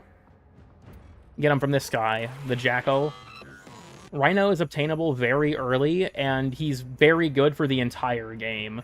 Now, I will say as well, when it comes to the starter frames, I think that Mag and Volt are also very good up into the end game. Excalibur struggles more than them once you get to Steel Path, in my opinion, but Mag and Volt have access to tools that make them very good at that level, particularly in terms of survivability. Volt has the Capacitance Augment, and Mag has her 4. But if you want a frame that's easy to understand, all of his abilities are obvious in what they do and immediately effective, and he works well for basically the entire game, I would very much recommend pursuing Rhino. There are plenty of other good options in terms of like early game frames. Like I think Gara scales really well, for example. Frost is very good. I think, or no, Excalibur drops from here now. Frost is on Ceres now, I forgot. But I think Frost is very good. Like there are plenty of frames that scale really well, but I think Rhino is the easiest to get to get a hang of. He's got a lot more builds. I do think that Excalibur is definitely a lot better nowadays, but I still think that, like, getting the most out of him is harder than the other Warframes, right? Like, for Volt, you just kind of need an augment to survive well, and then for Mag, you just need to spam her 3 or her 4. Excalibur needs more investment if you're a newer player to, survive at that level. Nova underrated. Nova is very good for that level of play as well. I guess she's a bit later, though. Yeah, she's on Europa. Belongs to Rhino. You have to do Eris to get to Sedna, so half Pog, I guess. It is honestly weird. Like, the restructuring of this is a little odd to me, but Ceres being pulled from the main path is so cringe. Not a fan of that. Valkyrie's a great choice, too. Valkyrie is pretty solid now as well, now that you mention it. What other... Hey, speaking of Valkyrie, I actually have her. Let's pop by the Dorma Zone real quick. What about Kome? I would not recommend Kome for new players. Even though she's obtainable really early, a lot of what her abilities do, it's tough to understand if you're newer what value they provide, and a lot of the advanced mechanics that that can play off of them aren't available to you that early. So, like, I think that she scales really well in endless missions, but if you're a new player, you shouldn't really be staying in endless missions. Most of the time, you'll want to clear the star chart. That is going to be your objective most of the time. And so I think that picking Kome, even though she is an early game frame, a lot of the value she provides to a player is not going to be immediately obvious to them. And so I would recommend saving her for later. Or if you do get her early, like, you can definitely have a lot of fun with her. Just be aware that she gets much better once you reach the Steel Path level and have access to more tools that can play off of what she has available. We are glad you have moved beyond petty grudges. Fuck you, Thrax. I'm buying up your shit. I have 2 more runs to go to max out this barrier, and then I'm more or less done, aside from the final Signa. Is it in a jar? No, he's in a pot. This is a flower pot. The Nexifera here are supposed to be like flowers, because I got lazy. But he's in a pot. He's been restrained. That's what we've got going on here.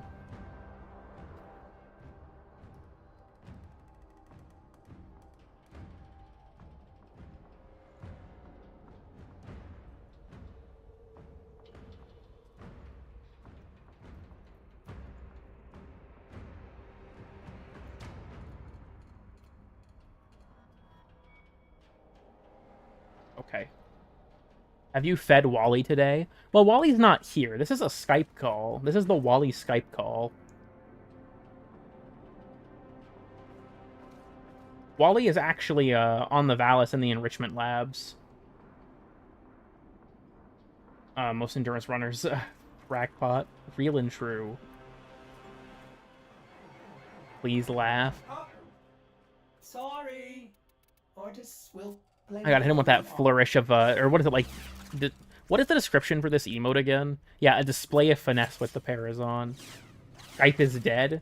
This is Warframe, right? Anything can happen. This is Warframe. Skype came back in the Warframe timeline. I have a team of himbos bring me food. He's one of the students. That could be cool, yeah. Bye, see ya.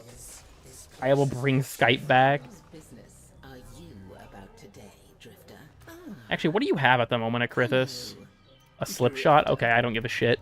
Never mind, actually. More tall white artisan pot. I do need more of these. That's a lot of rune marrow, but it is what it is. They run on Skype? Maybe. The Orican saved Skype. So 100% Warframe achievements. I don't have to try. I have all of them done. The worst one by far is K-driven, by the way, just saying. For some reason. I've noticed that, yeah. It absorbs your custom colors, but it doesn't use other skins. Of weed. Real and true. I will say, like, I do try to, like, get as... Just kind of, like, knock out random grinds, like getting all the achievements. I'm working on getting all the arcanes, kind of passively.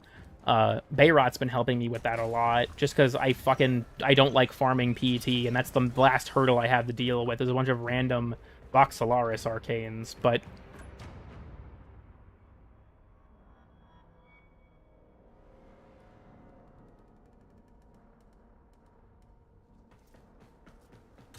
Every single damage number? That's over 2 billion possibilities when I moved to PC.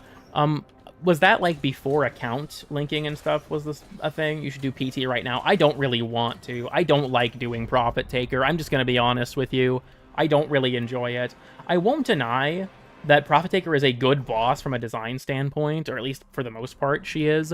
I just don't like doing her. Being able to buy the Arbitration's Arcane isn't so nice. I agree. Also, Adaptation finally being purchasable. Thank God. Do Exploiter? I could, but that would probably take like 15 minutes. I was a day one Profit Taker hater. I respect that. I also did not like her on release. Be scary. I feel like any speedrun community in Warframe is scary. I have anything decent on here. I mean, I guess this is mid, but, you know, it is what it is. I probably should run more range on my Valkyr, but I don't care. Who the heck? Actually, not Latron is probably the way to... Sun and Moon? You know what's fucked up, guys? We haven't gotten a new dual Nakana in 2 years. This weapon category's been in the game for 2 years, and we haven't ever gotten another one. And Sun and Moon is kind of just mid. It's a really cool weapon, I'm not gonna lie. I feel like Sun and Moon has some unmatched aura, but... Ghoul Saw.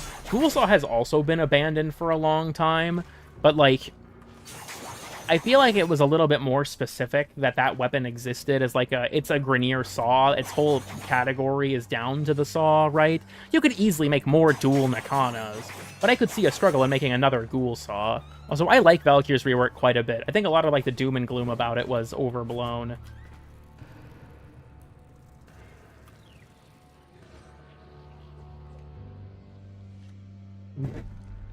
I just got sent a DM by my friend Euro, where Euro tried to DM me in-game. I'm going to call you a really cool slur, and it just got the auto-reply that I'm on Do Not Disturb. Damn, I'm sorry, Euro. 49 years to go. True. I'll take Envious Economy. It's so fucked. Suffering? Yeah, damn, fair enough. Would go hard. That's a cool idea. Yeah, I agree with that. Sentient Ghoul Saw.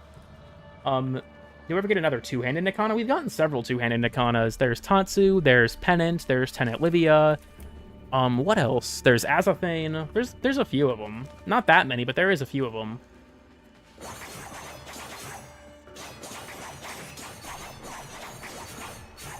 CM count. CM is a one-handed Nikana.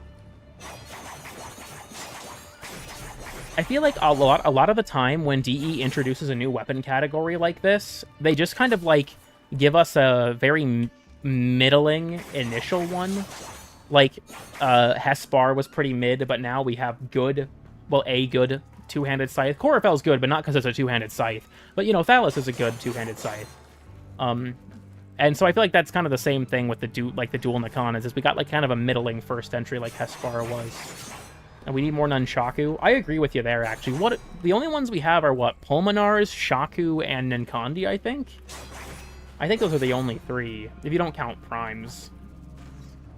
I need more rapiers. I think, because, yeah, aside from, like, Zaws, the only ones we have are, what, Destreza and Endura, I think. Ruby cosplay weapon? That's true. I agree with that. Sorry, I'm getting distracted by this. Okay. I need to get up for a second real quick. So you all can just talk amongst yourselves. Do not plot my downfall. I'll be back in like a minute.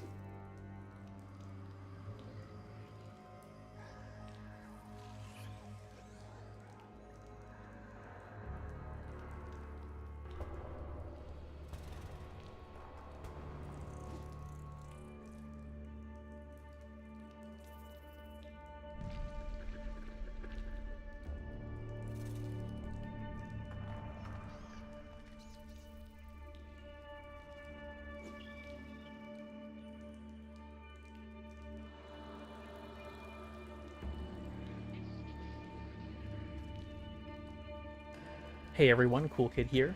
I think, you know, sorry I didn't do a better Hassan impression, because I could have, like, put on a random video or something, but, I'm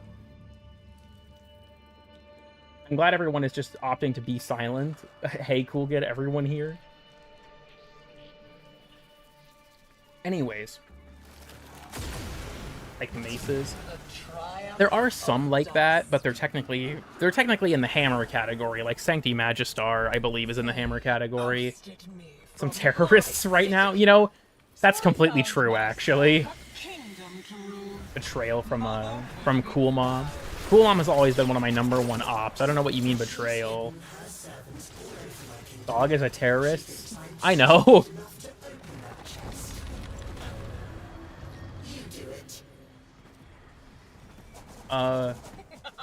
And some such. I mean, I like the Kexots and stuff too, but the Kruby to me is just funny because they'll just randomly wander up to you.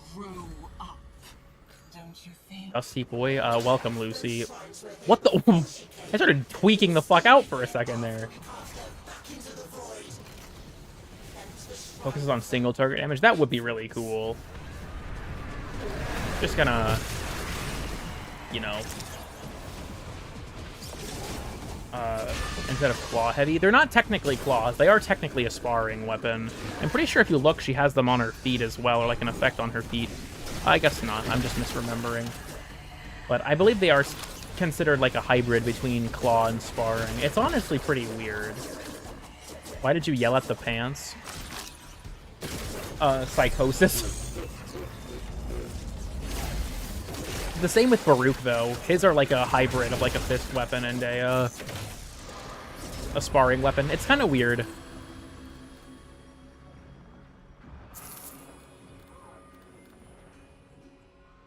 I don't really like any of these. Okay, now this is gonna be funny. All the way back to my poisoned garden. Oh, right. I'm sorry, you're one of my allies. I forgot. What is it you need? Baruch is just a sparring weapon. Or, yeah, I guess that's right. Never mind. Or, wait. No, Baruch isn't a sparring weapon because they have the flip kick or slide attack, right? It's not just a pure sparring weapon because they have the drop kick. Is this If memory where you serves. hide all your secrets, kiddo? Your shame? Let me wash it all away for you. When it comes to, like, I mean, there are big swords in this game, but I guess not of, like, of that stripe. All right. Now you're playing with power. His block combo uses his legs. It's sparring. I mean, it is sparring, but it's not like a regular sparring weapon because it doesn't share the heavy attack. I mean, that is fair, though. It's more of a sparring weapon than I guess Valkyr's is. Check the summary. I can't see the AI summary if that's what you're referring to.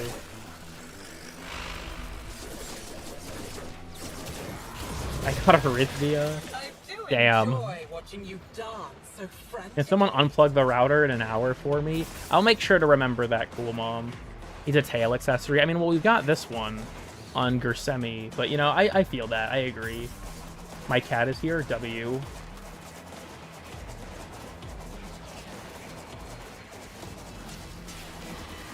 Gersemi is a slam. I'm referring to specifically the slide attack.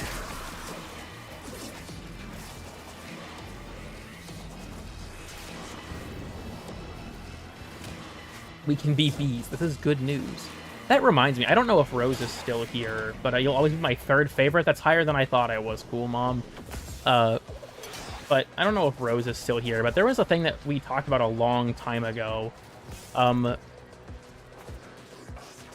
For, like, a Warframe concept she wanted to do. Also, no problem, Super Game Chief. I'm sorry I couldn't provide, like, very in-depth feedback. I don't know about a lot of the technical elements of these types of things. But Rose had the idea to do a Warframe that was, like, themed around a bee, and I, like, wanted to help, like, make a kit for it based on, like, the design she was putting together. Never went anywhere, unfortunately, but, like, it was fun to work on. The idea I had was to, like, sort of center her around a mechanic called Royal Jelly, where, like, she had summons that would evolve by, like, interacting with that resource. So it was kind of like the idea of a summoner, but your summons start off weak and get built up by interacting with that mechanic.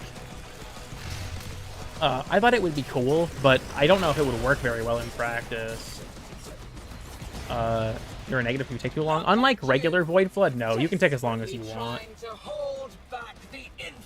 I made steak. Mr. Steak, you're my only friend. Need a biker frame? Fair enough. Also, I just want to say, based on the reference I just made, Meet the Robinsons is a good movie, and I will fight any dissenters. Would be fun. You know, I get where you're coming from with that. Yeah, and I will say as well, like, the idea I had was, I didn't want it to be, like, leveling up the, I didn't get as far with this concept as I would have wanted to, but, also, thanks for stopping by, Super Game Chief. But the, like, idea with the B frame that I have is I didn't want the lower level summons to be worthless. I wanted them to have, like, distinct roles where, like, the higher level ones were generally better, but there would still be some reason to have the lower level ones. But I didn't really get to explore that concept as much. Aunt Fanny from Robots? Because that, I'm going to be honest. No, actually, I think most people would probably agree with that, hear me out, unfortunately. But that's besides the point. A bee gun? A BB gun? True. You could also have like the bee cannon from Terraria. Robots is a national treasure. I will not attempt to argue with that.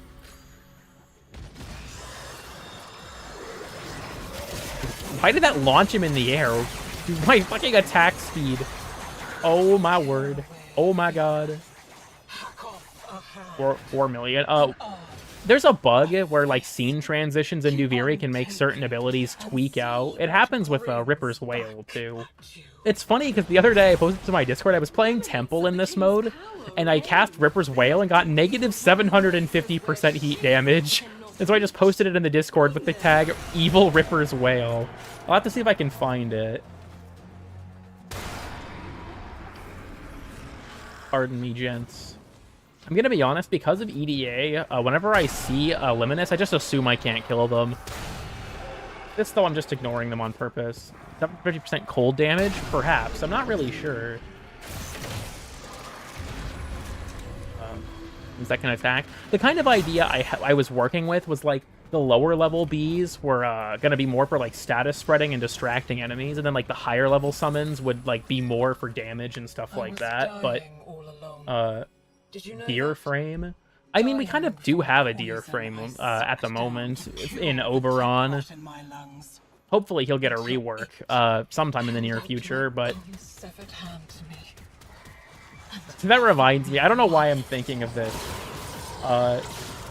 Does anyone here remember when Varuna was first announced a few years ago? That was in 2022, wasn't it? Damn, it's been a while. But when Varuna was first announced, I was watching that live stream, and I think it was when they at TennoCon they talked about Varuna more in depth after they showed off Joe Mad's initial concept, and they announced that Varuna was female, and the amount of furries in my chat that were like actually devastated was so fucking funny. Oh my god, that shit slayed me, dude. Holy shit, it was so funny. This is not the optimal way to do this. What? Okay. Look. Oh, god damn it. Quick, important lore to know about furries. Furries, mostly made up of gay men. So a lot of them wanted the furry frame to be male. So when it was female, a lot of them were very upset, which was fucking hilarious. I'm too bisexual to understand, yeah, deadass. Oh, so yeah, like I said, this is how you're, like, supposed to do that phase, is just don't fight the spider, just run. But I thought that was super fucking funny. Witnessing, like, people in my audience meltdown over it. I say meltdown with air quotes. They weren't, like, that mad, but it was funny as fuck. What prime is after this? I think in the order after your rally is supposed to be Caliban. If they don't change it again, it'll be Caliban. Yeah, see? Optimal strat, just run in a circle. And you gotta weave through the spiders. It's like Isle Weaver. No fucking way, dude. Sorry. Anyways, whenever he despawns, just like make your way back to the middle so he doesn't spawn on top of you. But yeah, this phase isn't that bad if you just run away.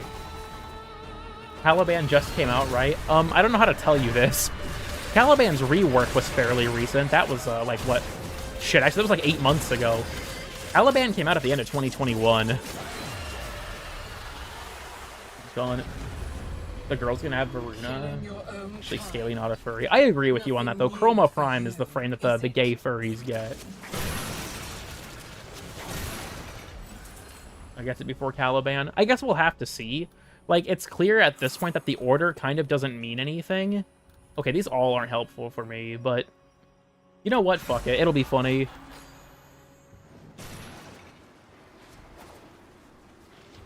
Crumbles to dust.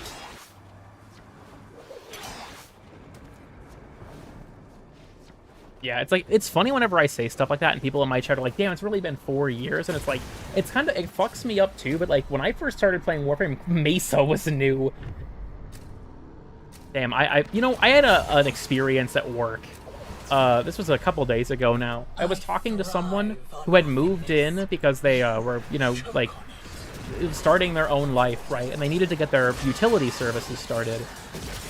That's not something I do, but I went ahead and transferred them over to the department that does that. And I looked at their, like, I needed to verify their identity real quick, and I looked at their, like, account details, and it said that they were born in 2004, which is 2 years younger than me. And I was just like, wow, I'm about to just age out of existence. What do you mean you were born in 2004? And then I realized, like, dude, fuck, people in 2004 are old enough to drink now. What the fuck is happening?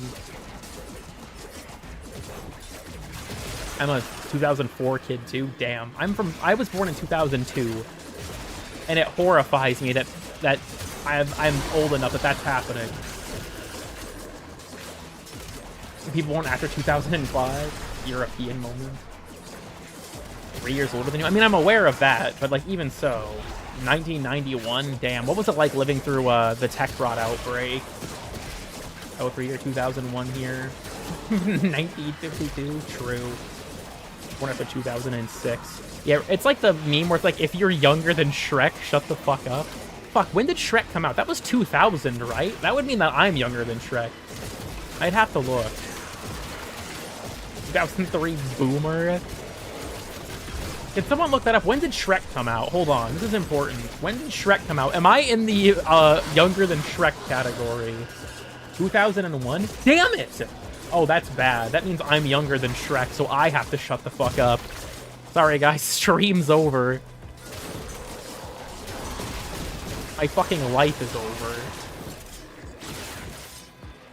No way Shrek is that old. The original Shrek? Yeah. Shit, dude, that means it's coming up on 25 years. That's wild. You know, does it bother anyone else? What the fuck did I just get off? I have a new friend request on Steam? What? Hold on, now I'm curious. What the fuck? I don't see it in my notification bar. What the fuck is this? I'm getting distracted, I'm sorry. Hold on. Shrek can legally drink in the US? True. Who? I don't know who this person is. Me? Not really. Okay, hold the phone. They have a couple links on their account, but I don't know if I should click them. Oh, wait, what the fuck? Hold on. Yeah, there's nothing here about what games they play or anything. Okay, I have no clue who this person is. I don't have any valuable items on my account, bro. Please leave me alone. I think I've told this story before. So here's some crazy cool kid lore. Crazy cool kid lore. So, this was many years ago now. Like 4 or 5 years ago, I think. But I was playing CSGO with a few friends. I don't normally play CSGO, and really none of them did other than my cousin Nick. So we were all just on fucking around. And we had this pack that we all had to open a case, and if anyone got a blue item, which is an 80% chance, mind you, they had to uninstall the game. My brother Hunter got a purple, Nick got a pink, and I got a knife. And not even just a knife, it was a really good knife. It was a, Doppler Karambit. So it was a very valuable knife. So I wasn't keeping that shit. I don't play CSGO. So I rolled the 1 in 400 lottery, and I'm like, nah, I'm selling this shit. I didn't want to sell it on a resale website because I was not sure if it was, like, I didn't want to bother with that. So I sold it on the Steam Marketplace, and I bought a Steam Deck with that money. It's funny because, like, it was going to just be, like, a quick meme and, like, a quick expenditure of, like, $3, and I cashed out and have never opened a CSGO case since. Now, the thing is, that knife was worth almost $1,000. So, because of that fact, it didn't sell quickly. It took, like, 3 weeks, because that's a lot of money to spend. And during that time, I was getting messages every day, people being like, I have an offer about your item. And I'm just like, dude, fuck off. It was so annoying. No such thing as losing money. No, look, I want to make it clear. Do not do what I did. I was spending that $2 as a meme. I was completely fine parting with that money, not expecting anything in return. Do not start gambling because of me. It is not worth it. Only gamble if you're playing Komei. Gambling is fine if you're playing Komei. That's it. Only gamble in Warframe? Warframe is a gamble for your mental health. I can do this forever. Gamble right now. Well, gambling is fine. Home won't get me a Steam Deck. Look, okay, I want to put something into perspective. The odds of getting a knife from a CSGO case is 1 in 400, let alone getting a good knife, which is even rarer. I got fucking crazy lucky. It's also, you know what's even more nuts? My friend May had the exact same thing happen to her. She opened a case as a meme and got a Marble Fade Talon, sold it for $1,200 and bought a Valve Index. Or a Valve Index. Same thing I did. Sold it on the Steam Marketplace, got an Index. That's even more crazy than mine, if you ask me. Just need to spend $800? Yeah, allegedly.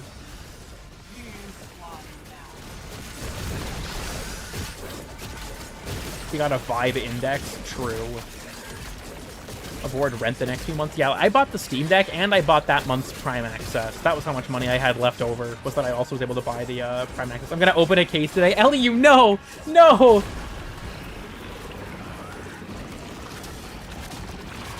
Buy a fursuit? Your friend May? Komei? No, my friend May as in, like, the VTuber. I don't think anyone here is gonna even know who she is, but... Man. Don't care, don't care, don't care, don't care, don't care. I do not give a shit. I do not care at all. I do not care one bit. Yeah, that's what I thought, bitch. God, I want a fursuit. Salus, why do you give me money if you need to be saving for a fursuit? If you save that $5 every month to buy a fursuit, you can afford a fursuit in, like, 10 years. Trust me. Elite 1337 health? I didn't even realize that, but yeah, you're right. Marketing scheme. Like, damn. I don't get it either. I don't get how people drop, like... I'm the kind of person where I like cosmetics in video games quite a bit. Like, I have a lot of skins in this game, right? But I could not fathom spending that kind of money on a skin. Anything is possible. That's pretty based, actually. The horse game? Like, the horse gacha game? Probably never. And then now, let's go gambling. Real. I've just been holding E and reading my chat. I'm not even paying attention to the fucking game at this point, dude. Costs 20k? Jesus Christ. Who are you buying it from? The Department of Defense? Are you getting fucking titanium plating in that bitch? I get bored of kids I find roughly 8 minutes. I mean, I can see that. And back into the realm of like 10 years, damn. she goes. Goodbye, bitch. They got vodka. You have a hard bargain. Only HP tanking was bad. HP tanking is only bad if you're a coward. All the padding needed, damn. You just gotta stuff it with, like, sandbags. We're gonna have to cheap out, sorry. It's the only option. We did it, Patrick. How long have I been live for? Too long is the correct answer. Almost 2 hours? Huh, damn.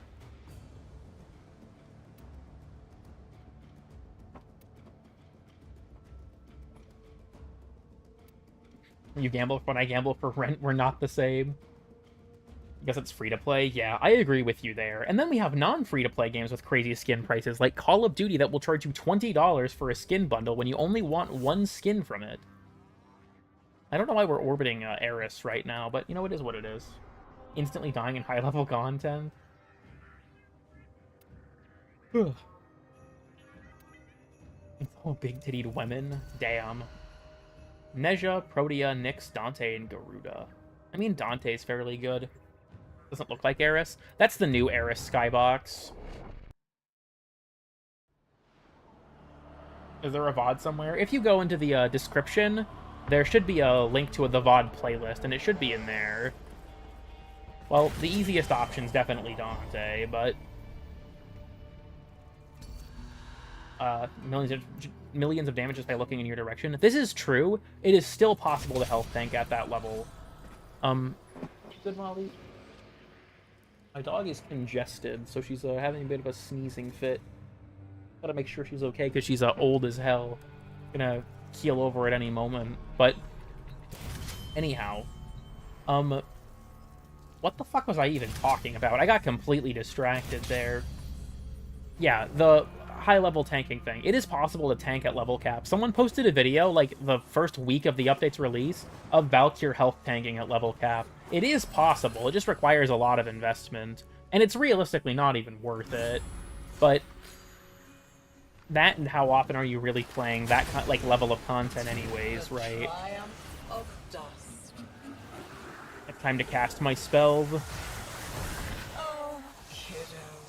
How long have you been hiding out here? I like how my crosshair still randomly disappears on Dante, by the way. Wise peregrine. It's a deluxe with announced at full TennoCon. You know what fucks me up? I'm surprised that we still don't have a deluxe for eyes to Lavos. find the I eyes think of he's the the beast. oldest frame in the game that doesn't have one at this point. I am dead. I respect that blueprint. Solo no external buffs. I don't know if the guy was in a team or not in the footage, but... Can I please... see the eyes again? There we go. Optimized. Optimized. They got both of them. I want to fashion him like Victor. I don't know, I guess we'll see. Didn't a Lavo skin come out like last year? Non-Tenogen? No. He had his prime, but he hasn't gotten a skin. The monster from Albrecht's stories. And not Lavos? Yeah, I'm glad that they decided to make the skin for Mirage because Lavos' prime was about to come out. So they just kind of pushed it down the road. This isn't your home anymore. People want fucking Dante. Yeah, I do think that Lavos should get his deluxe, considering how much he's been passed up. I forgot Dante's really loud. Let me know if I have to turn the game volume down. Wasn't even on the survey they did. You know what's weird? People don't really seem to like Daggett that much. I've talked about this before. I think it's a bit of a phenomenon. Oh wait, shit, I just realized. Did you guys hear that? I forgot. Noctua scans things into the codex. I can actually scan these guys. Huh. I wonder if they actually have a codex entry. I doubt it because they're a Duviri enemy, but... Huh, weird. Anyways.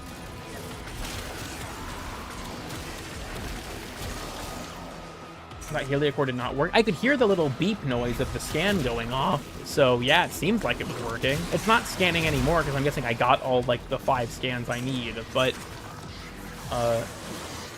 in the murmur section, okay, I'll have to pull it up.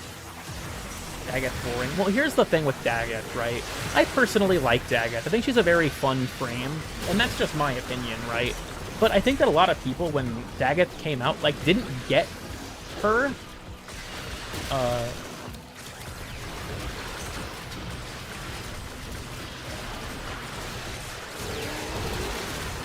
Like, I remember seeing when Daggett came out that, I think it was Trib posted on Twitter, that he removed her 4 and put on Terrify and was using the word sides for damage. And I'm like, that is a way to play Daggett, but I feel like you're missing the point of the horses. I think a lot of people, like, that was a big hang-up for a lot of people, is that when it comes to Daggett, a lot of people assume that the horses were supposed to be an armor strip ability, and that's not the point. The armor strip is to help them deal damage, because they're a damage ability. I think that the main thing with Daggett is that I feel like whether or not you like her or don't like her comes down to if you like vibe with her gameplay loop or not, because she's a character who kind of like Harrow, you kind of play into a system. If you don't like that, then, you know, I think that's entirely fine, but a lot of people really didn't like Daggett on release, which kind of surprised me. Ride the horse like a cape? That would go hard. Yeah, I personally liked Daggett even before the 3 augment, but I do think that the augment made her a lot better.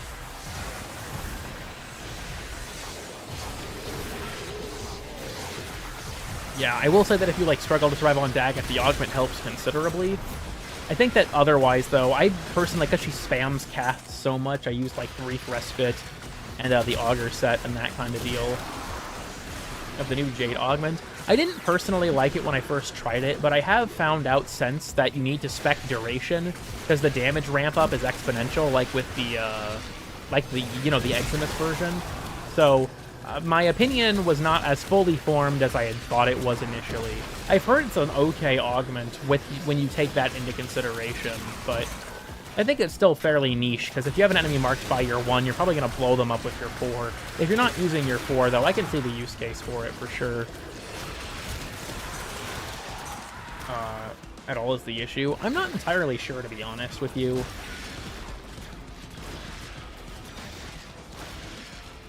So I'm trying to read the chat a little bit here, but I'm a little all over the place, which is probably very obvious. I feel like I'm more scatterbrained than even normal this stream. It's getting pretty terminal.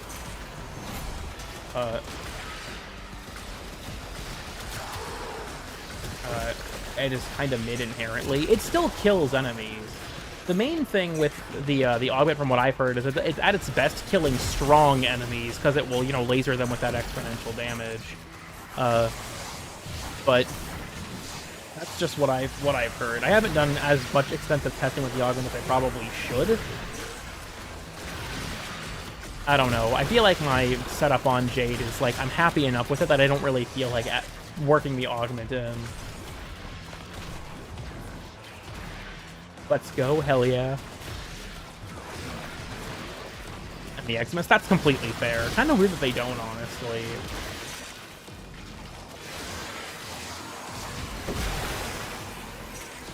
Dante moment.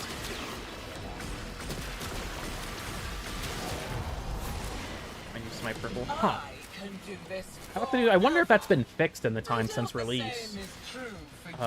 With enough duration. Probably not, because damage attenuation often also has damage caps. Did you hear the angels singing?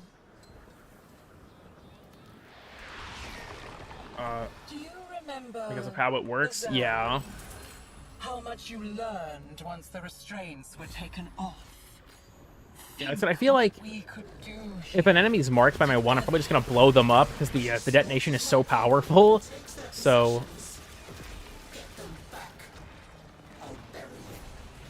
melee weapons platform for me now. I still think Hysteria is pretty good personally. Like, obviously you're entitled to your opinion, but now that Hysteria has like better combos in terms of like their fluidity and better multipliers and stuff, I think that Hysteria is a very, very good exalted weapon because it deals an insane amount of damage. But like I said, it's to each their own, really. Killer Bow doesn't need it. I don't think Killer Bow needs it, but I do think it's really good. I'm kind of the same way with Daggeth's augment, though. Like, I don't think Daggeth's augment is mandatory, but I still think it's really good. And a lot of people do consider it mandatory. Of my lost flesh. Not lost. Stolen. With Wisp animations, I think. I feel like you have an ulterior motive there, Euro, but I'm just not going to dig into that very much.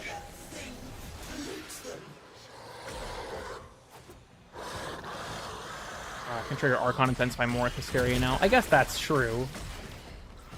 Fourth ability overall is underrated. I actually agree with you there, especially if you use like Collective Curse and you chain up enemies that are all in its radius. It deals a really large amount of damage. I don't believe you for a second, Euro. I'll say, where did my book go? I was trying to read. Yeah, I think Killer Bow was already incredibly good before the augment. Now he just... Okay, why is this game fucking with me? Wait, is... Picking... What the fuck? Okay.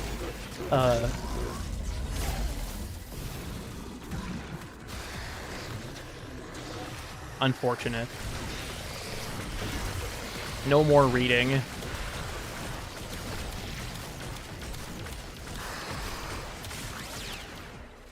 Perish. One guy wanted us to read? Yeah, deadass.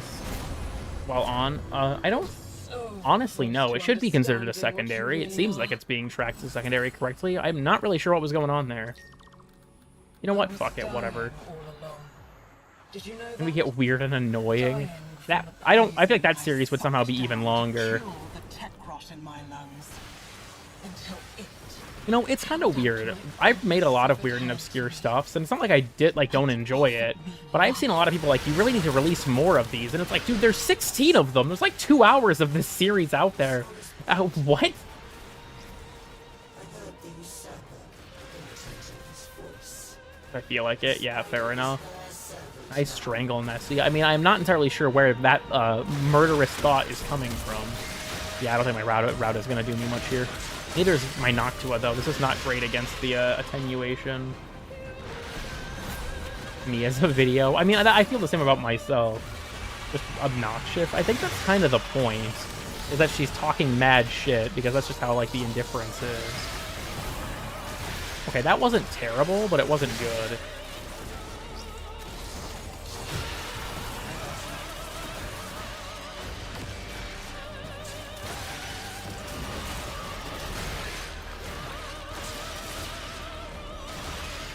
Sorry, my, oh, yikes, I'm gonna die. Just, my dog made a noise. I had to ensure that she was alive. It's funny. Honestly, hell yeah. Bitch. Yeah, at least I have Word Warden. What's my secondary again? Compressor or something? Yeah, it is Compressor. Will this do better? Actually, yes. Okay. We take those. Oh, hell yeah. I can just fucking... Thank you for the pro gamer tip. Oh, and the birds are also distracting the Death Scuttler. Goodbye, Kuka. Thanks for stopping by.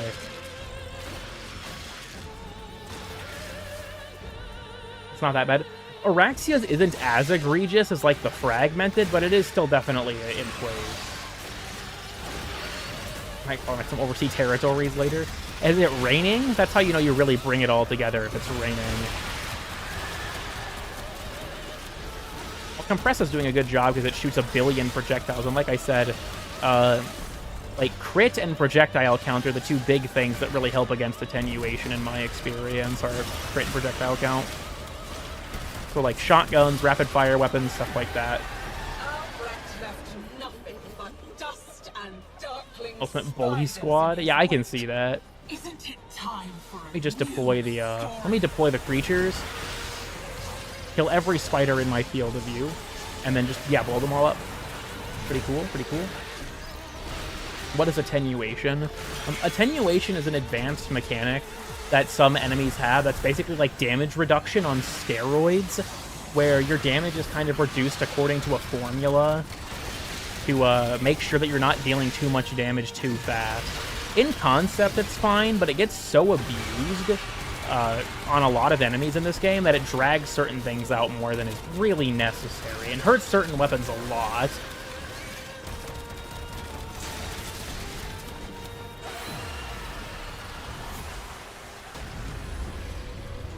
killing your Epic. own kind? Nothing new for you, is it?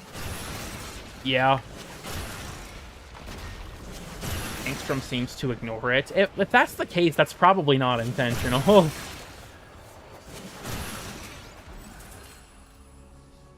Seems a little late for that, but okay. Ooh, Fault Finder.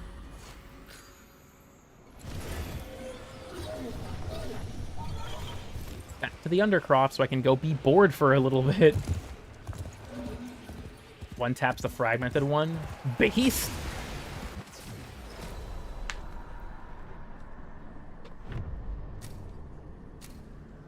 Insta-kill any any attenuated enemy? Huh.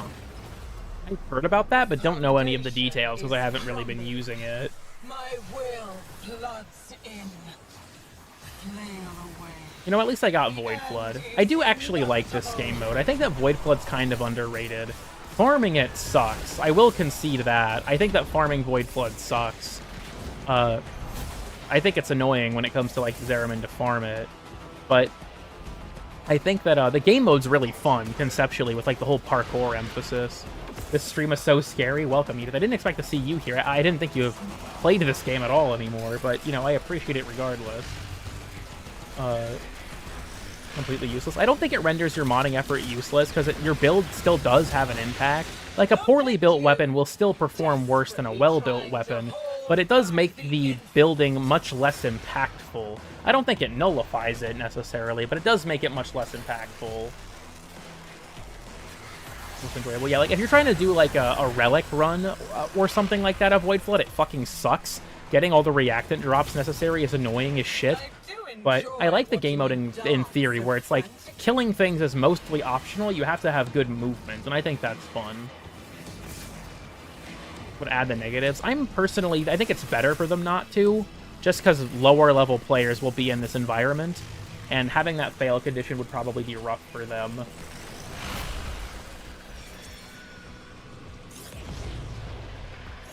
Makes it go a bit stale. I mean, that's true. For me, the issue with Flood is mostly just down to, like, the main incentive to do it would be for Omnia Fissures, but getting all the reactants really fucking annoying.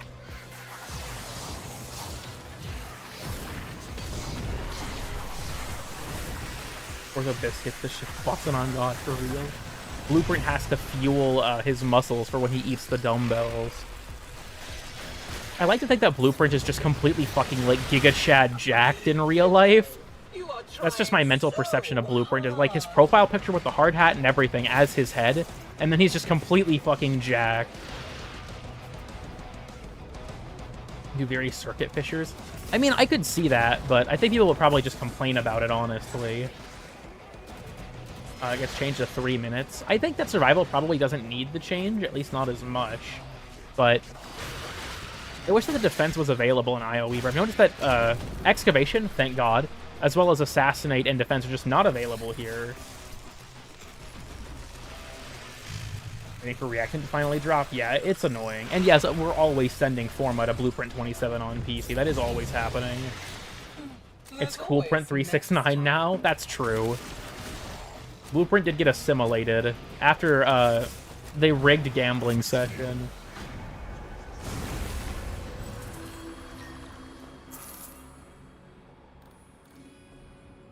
Whatever, sure. Not a huge fan of any of these, but...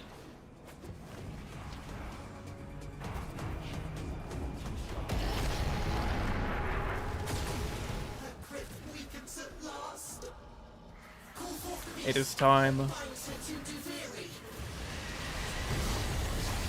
On deck the Chaos Insurgency for help. Yeah. I wasn't sure what order I had cast things in. Oh wait, no, I'm stupid. I was wrong. I was wrong.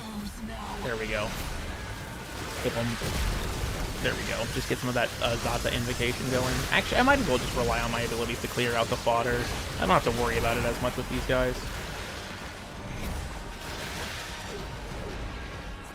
I'm so fucking tired. Grim. Hopefully this stream can put you to sleep because it's boring as shit. We'll blank 369. God damn it.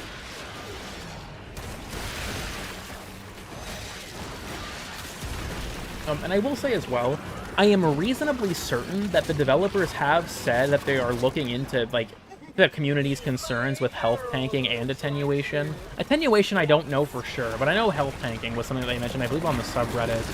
And Rebecca said on today's dev short that they are looking into making IO Weaver less repetitive for, like, reduced fatigue in the future after the event is over. It's the Rock Thrower? Yeah, it is the Zealotor. This guy kind of sucks. I have Overguard, so I'm not, like, that scared of him, but I don't think my fire rate is very good for this. Actually, if I hit him in a weak spot, the damage is fine.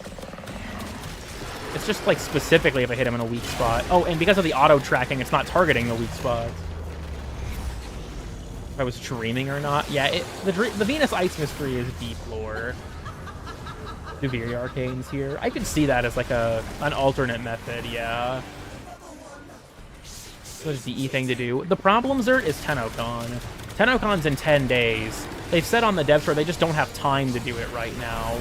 That it's got to be a post-TennoCon thing. Which doesn't surprise me. When you've got, like, the biggest event of the year, it makes sense that these things would take a back burner. Oh yeah, the auto-targeting's just not going for the weak spots. I'm hearing about a sun relay. I think that they posted a thing about that on Twitter, but I don't know if it's been confirmed that's where it's gonna be. But not both. Real and true. I honestly wonder who's going to be the next rework. I think Oberon makes the most sense. We'll have a community, like, outcry for it, but I guess we'll have to see. It's trying to stone you? Damn. It's quite impressive. They did that last year, too, I believe, with Jade Shadows. I appreciate it, but it does lead to, like, certain things getting put off. Hopefully it's Equinox. I think that Equinox is also pretty deserving. I agree with that. We are turning into the sun. More pregnant? Oh, hell no. I'm trying to angle myself so that my shots are actually hitting the weak spots. This is such fucking, like, weird advanced tech. Gotta summon the baby. Yeah, new summonable. Out of a paintbrush. You know, I vibe with the joy of painting. Real talk, side tangent. The joy of painting is a great fucking show. Fun fact, my grandpa on my mom's side, like, watched the joy of painting a lot throughout his life, and he actually went on to win multiple local art shows. He has a painting that won first place at one in his local area that he has hung up on the wall. What? I mean, the joy of painting is still around. Very tragically, Bob Ross isn't, but, you know, the show is. Your Majesty. Need a month in the wild to form. DE does playtest. I think we know that pretty much definitively because we've seen members of the quality assurance team and stuff. I think that a big part of it, honestly, is that there is, like, it's hard to know for sure how your players will react when you have the developer perspective. Would you do a lore dive video on Death Stranding? Probably not. I haven't even played it, but when you do Warframe content, you're just kind of stuck doing that, to be honest. Paint my backgrounds. That makes sense.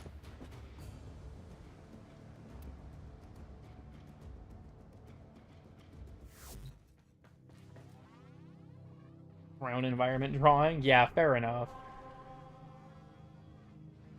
Play it. I'm gonna go with not for now. Let's see, is the dragon theme. Chroma's 1, I think, has some, like, niche stuff you can do with it, but it's not particularly good as far as I'm aware.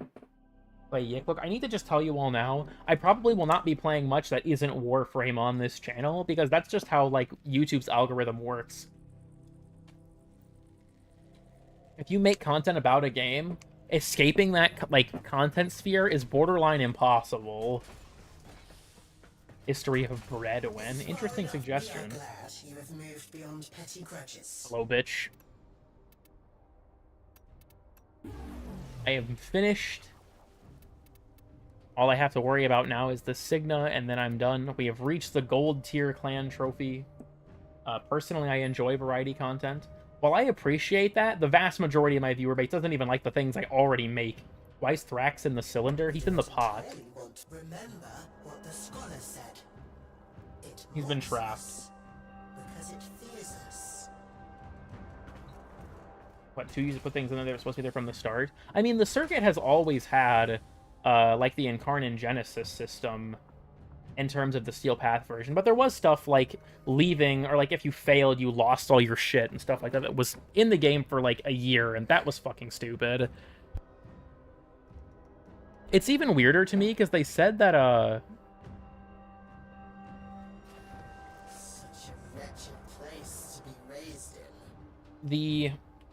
like, when Dubiri first came out and people complained about that, they said it was an intentional design thing. Like, it was not an oversight. That was on purpose, that you lost all your stuff if you failed. And they rolled that back, like, a year later. But, like, why the fuck would it be designed that way? I genuinely, like, on stream talking about it at the time, I could not come up with a genuine reason to have it work like that.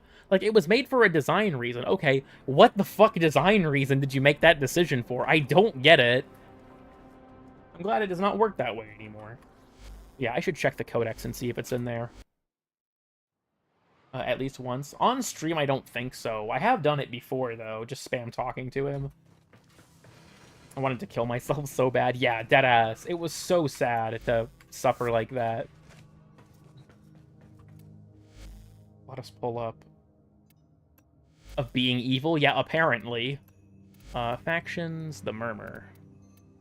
He in here? He is in here! The Unseeing Herald. What am I missing? Oh, the Necromechs? I'm guessing the Eximus mechs. Okay, so I've scanned the Unseeing Herald. I don't see his Eximus form in here, though. Okay, further question. Can I spawn him?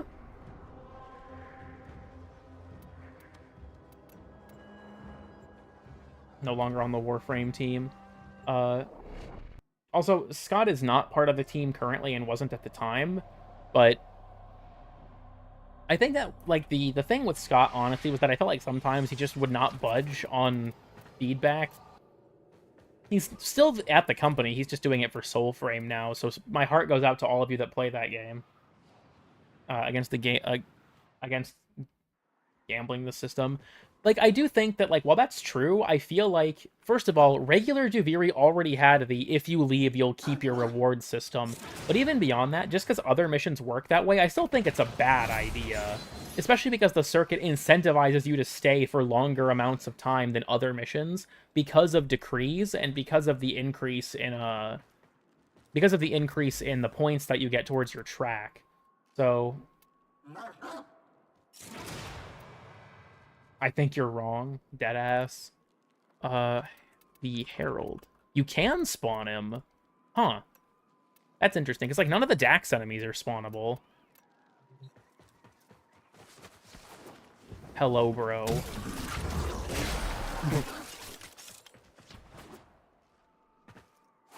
Got him.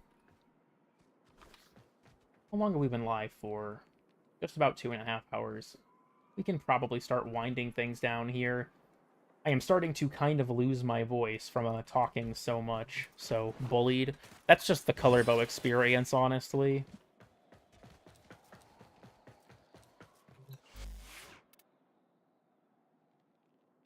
There's a passive that only works if you're standing in water? Oh god. I think that part of it with, like, Scott and Steve and, like, that crew, they made Warframe and a lot of the very bold ideas that this game had with, like, open worlds and Railjack and stuff came from that crew, and I respect them a lot for that. But I think that they also had a bit of an issue with, like... Well, one that still persists, which is just moving on to the next thing. But even beyond that, like, I feel like there was kind of a mindset where, like, this would be cool, so we should add it, without really fully considering if something was good for the game in the long run, or if it really fit with the existing gameplay loop. Like, you look at the launch Railjack. Launch Railjack was probably the most egregious example of a content island this game ever had outside of Conclave.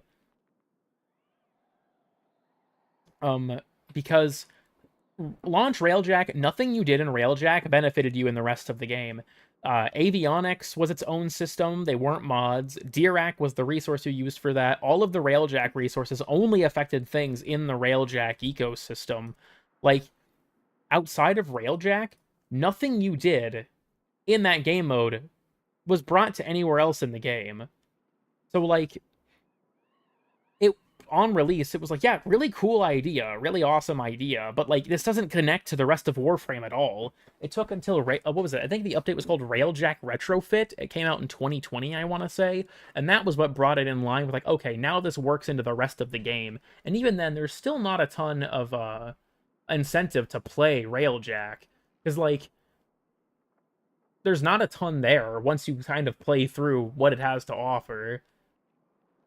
Would have been connected? Yeah, back when Uplink was an idea that they were working on, and then they launched Scarlet Spear, and Uplink was kind of a shit show, and they never went back to it. Reminded that Conclave exists, which is the new team struggle.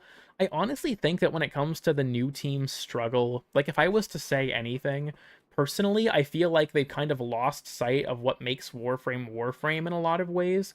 Like, a lot of the content that we have gotten over the past several years, kind of just is more and more distant from what Warframe is at its core, like, thematically and things like that. And I don't think that's necessarily a bad thing, but I feel like it kind of I'm hoping with all the stuff we've gotten at TennoCon, it's to represent a return to form to like the game's more traditional story. Because like Duviri is fairly disconnected from the rest of Warframe in terms of like the way it plays.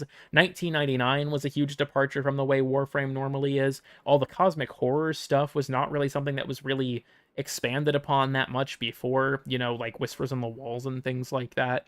Personally, part of why I love Warframe is because it's a sci-fi game, and a lot of the stuff that we've gotten feels like the science fiction part of it isn't really the focus anymore. Like, Duviri is more of a fantasy setting. Whispers in the Walls is honestly like magic, like void magic. 1999 obviously takes place in 1999. Like, the science fiction element of the game has kind of taken a massive backseat. And while whether or not you think that is a problem, is, you know, from person to person, I kind of miss when there was a focus on the space part of the space game. I agree as well with Bane of Orion. I wish that we'd get more Railjack stuff, like add the rest of the star chart to it. I wish we'd get more tile set reworks. Like, Neptune and Pluto not having a unique tile set still, I think, is criminal. Neptune and Pluto are two of the final planets you reach in this game, and they have no unique tile set. That is so lame. And I think that they really should give us more. Same with Sedna, honestly. I think that they deserve, unique tile sets.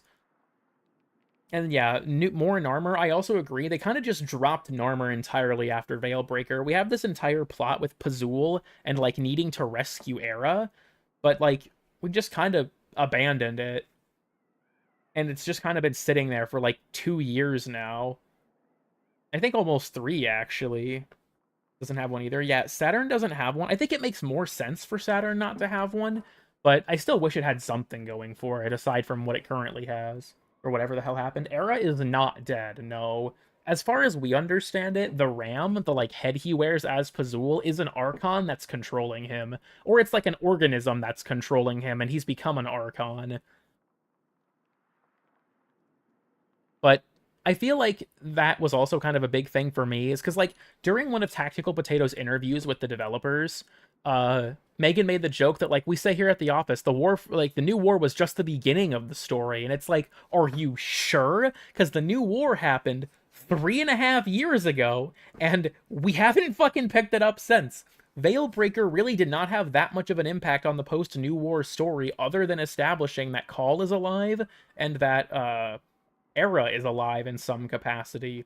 I really hope, with all of the motifs around, like, the hole in the sun that was left by Pregasa, I really hope that all of this stuff, means that we're going back to the sentient storyline, but I feel like we just kind of dropped Narmer. And even beyond that, if you all, you know, will pardon my rant, why the fuck did the Sentients get sidelined in the conclusion to their own story arc?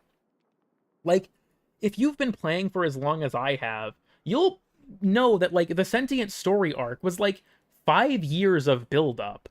Like, we had been building up to that point for 5 or 6 years, maybe longer. I think Tomb of the Sentient was the first time we got, like, a strong glimpse into that.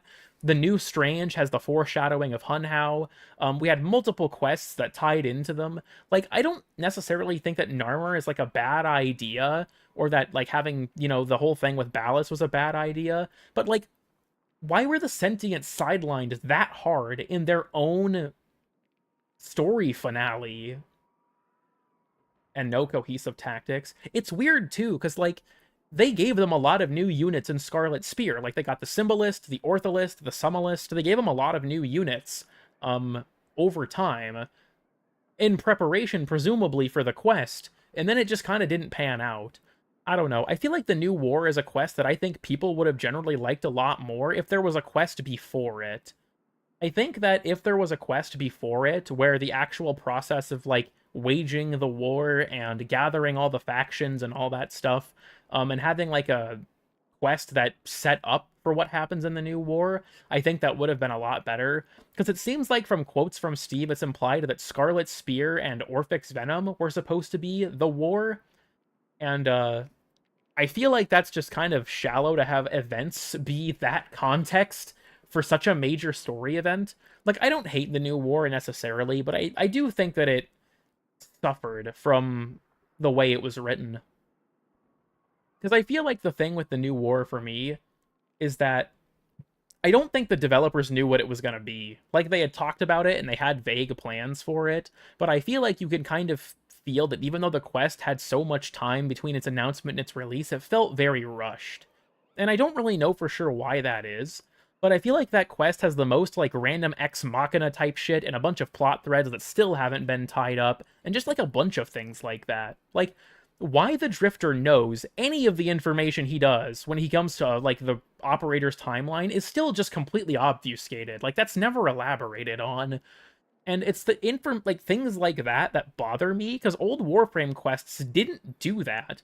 Like, things like the sacrifice and the second dream and the war within are fairly well contained. Like, they leave you with things to speculate about, sure, but I feel like the actual, like, plots of the quests are pretty well executed. It doesn't feel like it's obvious that something is weird or missing. But then you have something like the new war, where it's just like, it feels like there's a lot of things that feel like, I don't know if I would say plot holes, but like, why isn't this being explained? Just never did. I think that the main thing with Duviri, honestly, is that Duviri was not supposed to be what we got. When they showed it at TennoCon the year before, the quest was totally different. But DE decided they were going to make it an alternate start to the game, and I think that was a massive mistake. Because, like, not only did that not even stick around, right? Like, you can't pick it as an alternate start. Now it's locked behind, I think, the Uranus junction, which is too early if you want my opinion. You should have to do it after the second dream, but that's besides the point. But, like, I feel like the alternate start idea was so weird, because why would you take a game like Warframe and then tell people, here, you can start with a game mode that's the least like the rest of the game, but is also a very small slice of it? Like, people should have to know if they like the game before they play Duviri, because if they enjoy Duviri and then don't enjoy the other 95% of the game, then they're just gonna quit. I don't know. I think that making it an alternate start was a bad move, and it gimped the shit out of the quest. All the tutorial mechanics and all that stuff, not a fan. It feels like they also dropped a lot of the symbolism. Like, there was so much focus around the mask that Thrax wears and the Stranger's Hood mask and the connection between the Drifter and Thrax. But that connection just wasn't really explored in the actual quest. And I kind of think that sucks, because there was also, like, the whole thing with, like, Bombastine referring to you as sire and having you read off the poem and stuff like that, where I feel like if they were to explore that idea more, it would have been a much better quest. And there's a lot of stuff that clearly was supposed to be like that, because like how the a lot of the Dax enemies will call you imposter and things like that.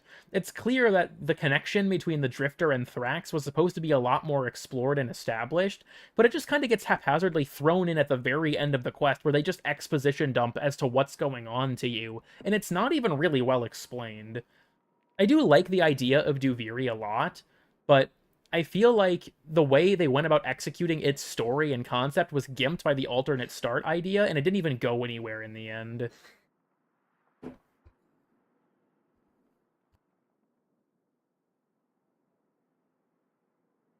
I don't know. I'm getting a little bit more on the ranty side at the moment, I guess, but more confusing experiences I had in the game. That's fair. Until the Kim conversations. Yeah, I think that the Kim system genuinely patched up a lot of the holes in Duviri's explanation of its story. But, like, the Kim system launched, what, a year and a half later? So, like, it took them a little bit to get to explaining that stuff. I don't know. I like this, like, I obviously quite like the story of Warframe, but I feel like some of the developers' decisions, while good intentioned, panned out poorly and gimped the story in the process.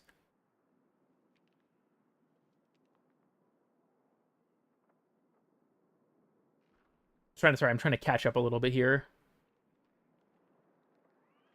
And then enjoy the rest of Warframe, and because Thrax was so fucking annoying. And that's something that I think as well, He just shows up to taunt you basically every 3 objectives and then gets sleepy. Yeah, Thrax takes a massive backseat in his own environment as well. I don't know. Thrax was such like a creepy and cool villain in his trailers with like the way he rewound time and all that stuff, but it just kind of got dropped. And I think it was Lunatic asked if I remember the 2019 demo. If you mean the one with like the weapon being stashed by the operator, yeah, I do. Seems like Duviri was a very different idea back then. I don't know. I feel like Duviri is like a great piece of content overall. I like Duviri a lot, but the quest was just not executed well, in my opinion. And I think that, like, I wish that DE didn't sacrifice such an important quest for an experiment, if that makes sense. Like, if you want my opinion, what they should have done was divorced the tutorial from the Duviri quest. It had a unique tutorial specific to Duviri if you picked that route. Divorce it from the quest itself, make it something that happens before the quest. That way, you aren't stuck doing all the tutorial bullshit when you're playing through the quest as a veteran player, and it wouldn't hamper the creative, like, expression of what the rest of the quest was trying to pursue. The quest still has cool moments, like the very end where, like, you're going through all of the spirals as you're fighting your way up to the palace is pretty rad, but I think that the execution's just not as good as it could have been.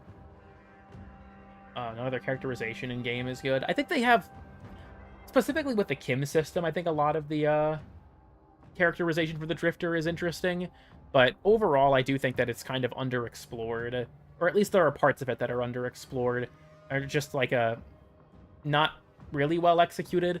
Like, I feel like the War Within with the whole operator, like, don't call me kid thing was just fucking annoying. Like, bro, respectfully, shut the fuck up. I would call the Kim stuff in-game. It's in the game, so I would consider it in-game. Much like the Codex entries are in-game.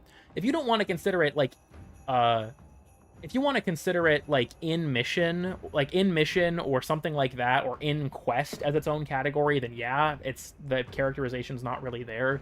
But these are still things that don't require an external resource. My Warframe is strong to it. I've had the operator quips off since they came out. They're so fucking annoying.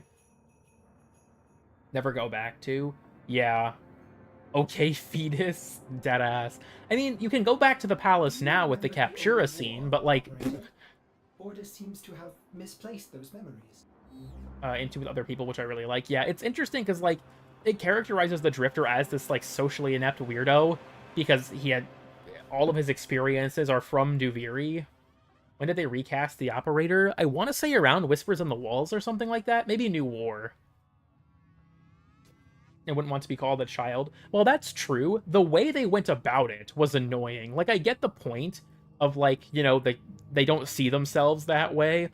The way the operator delivered the lines and just the way it was written was fucking annoying.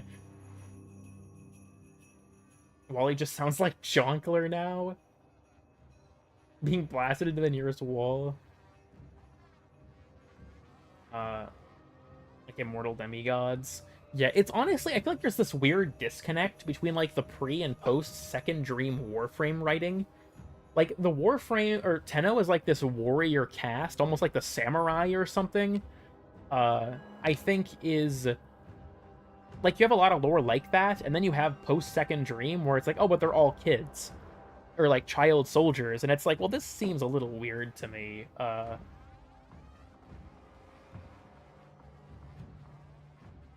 Okay, sperm. Real and true. Real and true. I honestly wonder, with, like, the way the story's going, if this means that we're going to bring, like, the operator... Like, I honestly hope that you can take... In future, I want the operator and the drifter to both be options, like they are with Angels of the Zeramin and with the New War. Because, like, I think that having to play one or the other can work in certain contexts, but I like the idea that, you know, the idea of being able to pick either... the Orkin or the Tenno themselves. Yeah, that's also another thing that's kind of weird. It's like the 5 Tenno ways. I don't know if it's ever really elaborated on where they came from. TennoCon 2019 moment. I mean, if you want to DM it to me on Discord, feel free. A Russian war criminal. How would people know there were kids inside? Well, I mean, the Orkin did. Like, a lot of that pre-Second Dream lore about, like, Tenno weaponsmiths and things like that. Like... the Orkin would have naturally known. This is what you are in Lotus Eaters. Real and true.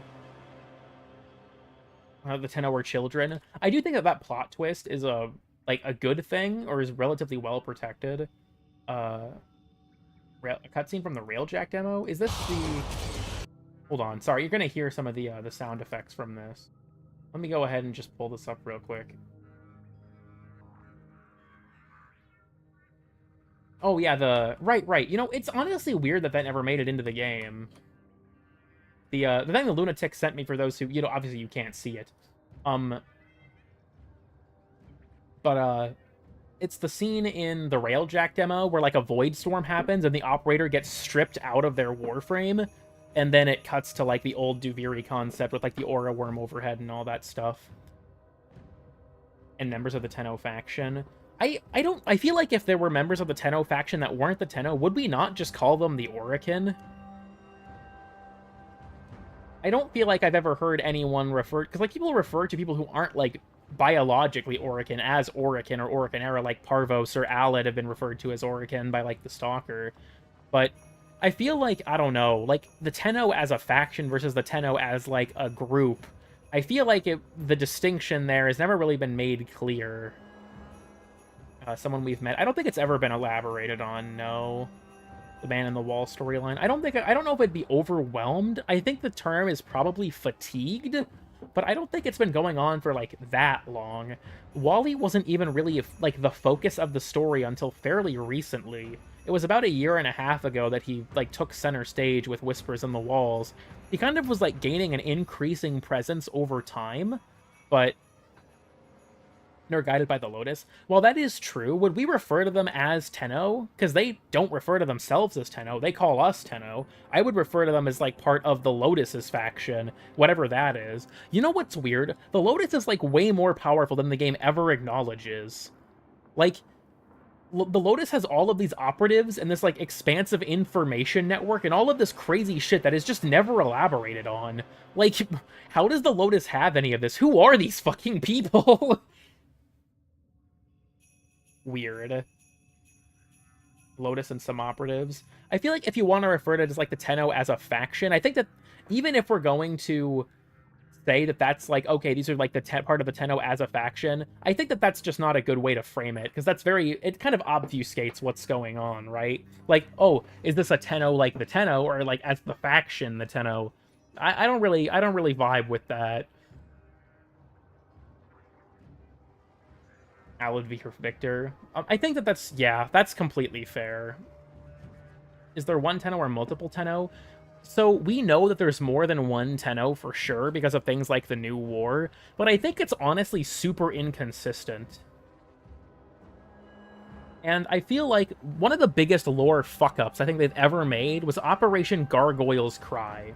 Because at the end of Gargoyle's Cry, Fibonacci says that thousands of Tenno came together for the operation, and canonizing the existence of thousands of Tenno is a bad decision, let me put it that way, because that is way too many Tenno canonically.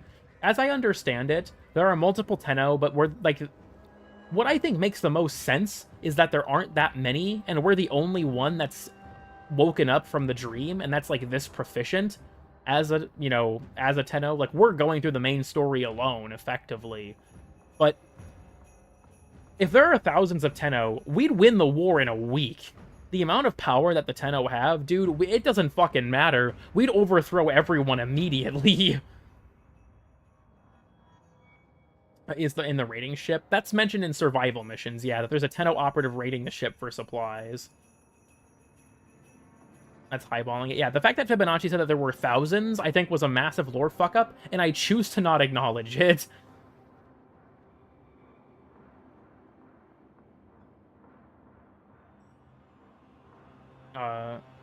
With thousands of Tenno? Yeah, that's kind of my concern, right? He isn't smart. We should use more child soldiers. I agree, actually, I agree.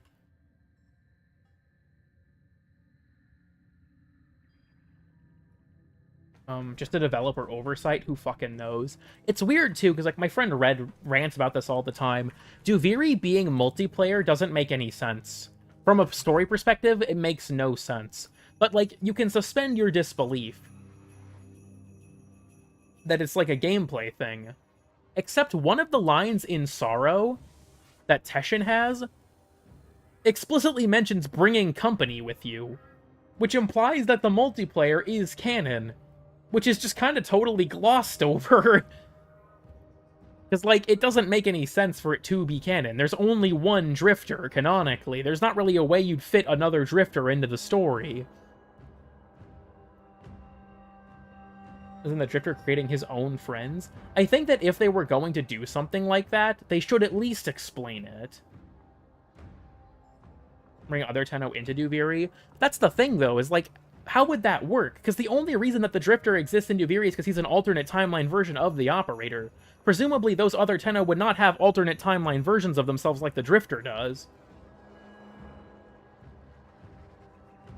Eternalism? People are gonna hit me with the Eternalism. Just imaginary friends. I'm hallucinating. They thought that we're alone the whole time, XD? True. Let's go visit Wally one last time, and then we can wind the stream down for good. I think I'll cut it at the 3-hour mark or so. Socialism? Not quite. Might be a slur at this rate. Who should I throw on for this? You know, it's the spider update, and I haven't had the spider on at all. I also did throw on Sporothrix, and it's already a good weapon, but, like, damn. By conceptual embodiment. If so, I think that, like, I feel like there's a line between, like, there's an in-game explanation for this, and we're making up excuses that the devs didn't think of it. I think that that's kind of one of the things that, it's a bit of a struggle in terms of, like, where's the line between, like, oh, established lore can explain this, and what's a stretch because the developers didn't think of this, or didn't ever elaborate on it. This hovering fortress should be mine. Unpartnered ghosts are still out there? Yeah. Like, in Warframe, most of the Tenno are presumably gone. Lock the door? True. No funny line. Damn. I've been thinking of, like, doing more. I put a couch, or, like, a couple of couches and stuff in here just for the fuck of it, right? So I can, watch the Valis Breathes Vistograph scene, but... I just Thrax sound like such a nerd? He's just like that. Bombastine will envy me for this bold expedition. There's another room in here. You have to buy the Vistograph, or the Vista Suite key from Hombask, yeah. But this will be our last certified lurker moment of the stream. If I could get some high wallies, you know, if you've just been hanging out, you haven't been saying much, just to know that you're okay and that you're here, you know, give me some high wallies. We always gotta greet Wally whenever we're down here. He appreciates it. Hi, Gareth? Oh, hell no. Gareth has been executed. No one is here. Just put him in a soundproof pod. I probably should upgrade the acoustics. We're sympathetic to the Tenno. It's honestly weird, because I feel like Warframe talks about colonies a lot, but doesn't show them that often. We know of a few colonies. Like, with, obviously there's the Ostrons, which we know are in multiple parts of Earth, not necessarily just, the planes. There's the Solaris, which are also in places that aren't just Venus. There's the Myconians, and then... my personal theory, the Tenno relays, I think, are also colonies. It seems like that's, like, Operator, Ordis has what their detected purpose is as far as I can tell, right? Is that they're also colonies. It makes sense to me why they'd be so large, at least, considering how little of them we actually have to access, that they would be some kind of colony, and that they're sympathetic to the Tenno cause, or I guess, as we've been saying, aligned with the Tenno faction. It's probably where they derive their name, but... I think that, like, I feel like there's a Wally thing? I'm not sure what you mean by that, but this is just a display that if you scan the Biz memory fragments, you get some concept art for some of the Valis creatures. This is just a display with that picture. But yeah, I feel like I'm having an aneurysm here, sorry. I wish we saw more colonies. That's, I guess, the point I'm trying to make. I wish we saw more colonies. Some sort of settlement in the Styanax anime. It seems like it. And then there was, like, the whole thing with the philanthropist and his, like, sect of sorts. But I wish that we saw more colonies, like the Myconians and stuff. I think that showing us what we're fighting for is, like, a good thing to do. Because there's the whole, like, in the opening quest, there's the whole thing of, like, you could do an extra objective to save a colony, or you could just leave it. Or in Assault, where it's like, oh yeah, they're loading a tectonic round to obliterate a nearby colony, but it's like, what fucking colony are we talking about here, bro?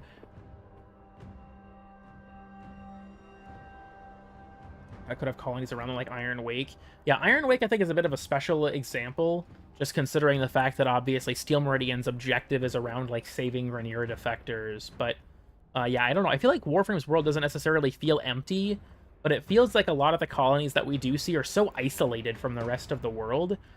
Like, alright, everyone, you're going to have to bear with me for what I'm going to call unsolicited content ideas. I wish, personally, that we would get an open world on Mars that explores the surviving Phobians. Like, for those who don't know, the Phobians were the culture on Mars that, like, all the ruins and stuff are from. If memory serves, Barrow is a descendant of the Phobians. And I feel like all of their ruins and stuff are really neat, and I think it'd be super cool if we had an open world environment for Mars, where we have, like, surviving descendants of the Phobians trying to rediscover their artifacts and their history. Something else that I think would be cool with that, Mars is, like, I'm pretty sure it said in lore it's one of the most, if not the most, contested planet in the entire solar system, because it links to the outer planets. So, like, obviously, the Grenier control most of the planet itself, and the Corpus control Phobos, so they're in the area as well. So I think it'd be cool if we did something like the Zeraman, or maybe a little different, where, like, the Corpus and Grenier are also waging war in this, like, hypothetical open world, looking for artifacts from the Phobian people and things like that. Because Inaros said it not to help. I don't think it was that he decided not to help. I think that Inaros' operator may have been taken offline at that point, but I haven't played the quest in ages. But, like, sort of my idea, personally, that I think would be really cool is having, like, a big open desert, like, Mad Max style, and in this, like, there'd be points of interest around it, but in the middle would be, like, a massive Phobian city, and the city is where a lot of the content would take place, with, like, searching for relics and, like, Phobian tombs and things like that. I think that could be really cool to establish more lore about them and explore that society more. I think that the Phobians really got glossed over, and yeah, I don't know why the quest isn't replayable. It's weird to me that you can't do it over again, but whatever. Want to go to one of Barrow's parties? That would go hard. Or Infested control it. I think that would be neat, yeah. Like, I don't know. That's kind of my idea for, like, a Mars open world. Is, like, this big, you know, city where, like, the Corpus and Grenier are fighting over the artifacts left in it, and we're there to help them.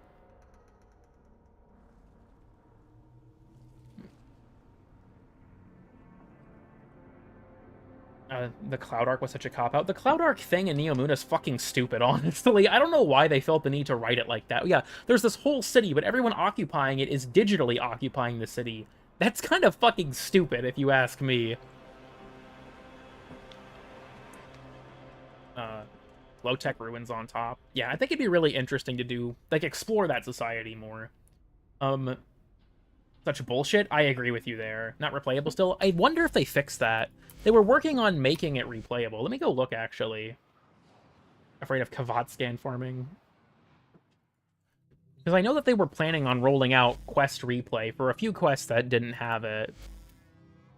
Nope, Heart of Deimos is still not replayable. Damn. They also were working on making the Duviri Paradox replayable, I believe. And if you want my opinion, Angels of the Zeraman should also be replayable, just because there's different dialogue if you were the operator or the drifter. It was broken. I know it was broken, but I'm surprised they haven't reintroduced the replay of it. They disabled it quite a while ago. We got the outskirts? Yeah, deadass. I don't know. Like, you know, here, we'll do a minor sidetrack. I know that every time I say that I'm going to end the stream, this kind of shit always happens, but I just want to show what I'm talking about with this. Let's pop over to, yeah, the sabotage is fine.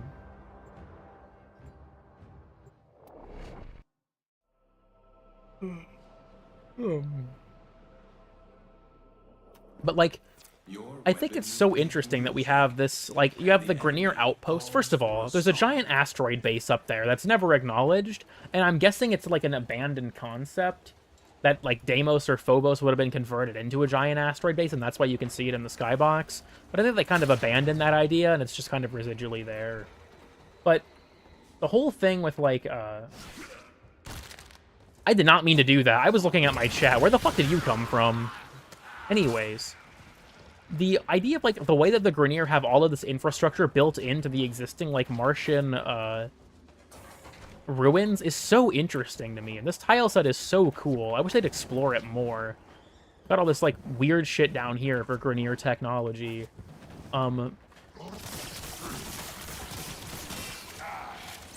Oh, right, I'm on Steel Path. I wasn't really taking this seriously. My apologies, everyone. I'll lock the fuck in real quick. Anyhow. But yeah, you've got, like, a... See, like, this is, like, some Phobian ruin. Where you've got, like, all of this, like, broken down architecture, like Indiana Jones type shit. And then, you know, they've got whatever built down in, like, the ruins directly. I think that's so cool. It's so weird to me that they, haven't really done more with it. This tile set's very old, but, like, here's... I kind of have a theory for this, and my game just randomly tabbed out there. What the fuck? Anyways, I kind of have a theory for this, but I feel like it comes off as a little, like, blamey, I guess. So, people here in my chat at this moment in time, who of you were here when Heart of Deimos came out? Maybe you know where I'm going with this if you hear me prime with this. When Heart of Deimos came out, the update, generally speaking, was fairly unpopular. Oh, thank you for the 1 gift membership, LU. Congrats to Beaten Nugget for receiving it. Anyway, sorry, back on track. People didn't like the update that much because they saw it as just another open world. And I feel like that was a very reductive point of view, because Deimos does a lot differently, right? They have the underground segments, the differences with fishing, stuff like that, right? But I think that, like, a lot of people talked about how they thought that the formula was tired and fatigued, and so I feel like because of that reaction, we're never going to get another normal open world ever again. Like, the next open world we got was, I think, what, 3 years later with Duviri? And Duviri is so different than the rest of the game, it doesn't play into that formula at all. And I feel like... I personally... This is going to be an insane take. I know that now. I would love for this game to have more open worlds, to the point where I think each individual planet could rock its own open world. Pretty easily, actually. Warframe's approach to the sci-fi of its world building is so well done, generally speaking, that I think every single mission, like every single planet, could have an open world and it could work. The problem is that there was, I feel like, other than development time, right, there was a lot of pushback from the player base when Deimos happened, and I think that that ultimately kind of stifled that idea. I think that was a big hurdle, I guess you could say.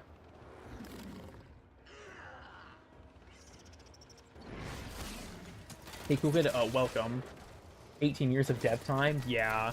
Talking about content islands. I don't think people get what a content island actually is, to be honest with you, but I know what you mean. The plant. Scrumptious.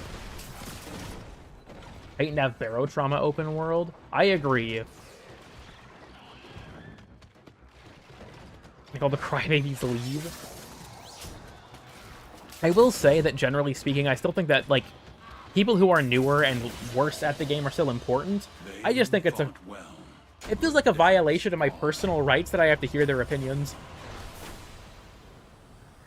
I would like to return to the origin system. I'm with you on there for sure. Barotrauma? That's Sands of Inaros? True. For better or worse prices. I could see that being like an interesting commerce system or something like that. But I only had Earth and Venus unlocked. That's fair. I don't know. Mars is a planet that's so interesting, and I think Warframe's approach to it is really cool. But I wish they'd do more. Like, this is probably a take most people don't agree with. I want them to rein things in and go back to what made Warframe feel like Warframe. In terms of, like, what new attachment? Oh, right, the Signa, duh. This looks ugly as fuck. Oh my god. What about the other one? tolerable. This one, they yassified the hand, for one. Wait, oh my god, hold the fucking phone. Purple guy? Holy shit. Ready for action. Anyways. You need to buy the quest from Barrow to replay it. You can't replay it regardless, as far as I'm aware. Purple man. Fucking hell. Yeah, I don't know. Like, I don't think that content like Albrecht's Labs and Holvania are bad. Not at all. I do like those locations a lot. But I wish that we would explore more of the science fiction of Warframe. Like I said earlier, the fact that Neptune, Pluto, especially, don't have their own tile sets is, like, bullshit, if you want my honest opinion. They should have them by now. Especially with, like, Neptune, we could just make a variation of the Gas City tile set. Just make a new Gas City tile set with some tweaks, right? Give it, like, remove the amalgams because they don't really thematically fit in exchange for some other kind of cool enemy. Make it so it's not all broken apart, like, make it more well put together or something like that. Change the skybox. I think that we could do an actual Neptune skybox that's, like, a twist on the Gas City. That could work really well. Gas City Blue? Yeah, deadass.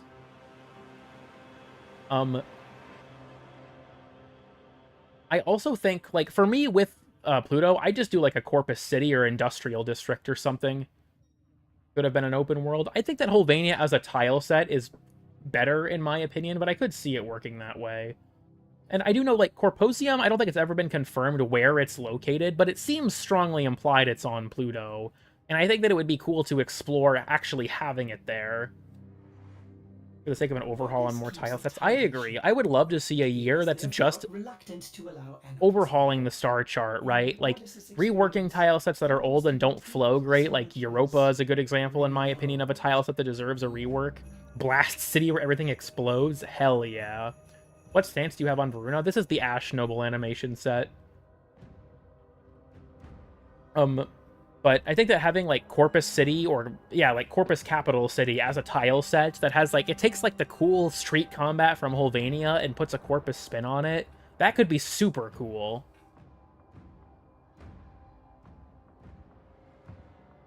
I don't know. I'm a space nerd, and I feel like Warframe drops the ball after Uranus when it comes to the space nerd stuff. It just abandons it, and I think that sucks, and I wish they wouldn't do that. That's kind of that.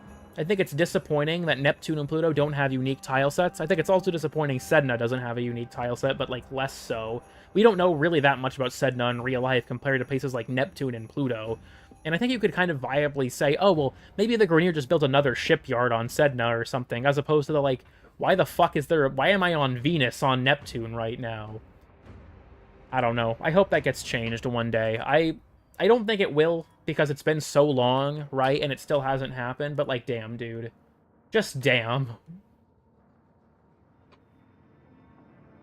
Sparks nuke the whole map? True. Like the size of a football field? No. Pluto's not that big, but it's definitely bigger than that. Ceres isn't very large, though. I think Ceres is less than a kilometer. Jesus Christ, no. Less than 1,000 kilometers in diameter. I'd have to look, but I think it's less.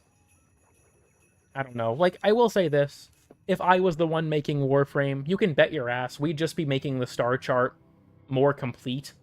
Not only would I rework existing tile sets or, like, add new ones, I'd also add completely new locations. Like, I think that Titan deserves to be a place on the star chart. I think that, like, Io or Callisto could be cool places on the star chart. There's plenty of stuff that I would do with the solar system beyond just what we have now, but the Warframe development team does not seem to give a single shit about this in that regard. Last tile set rework we got was Deadlock Protocol in 2020, I think it was? So, tough fucking shit. It's been 5 years, bro. On one of the display Warframes, it bugs out? Huh.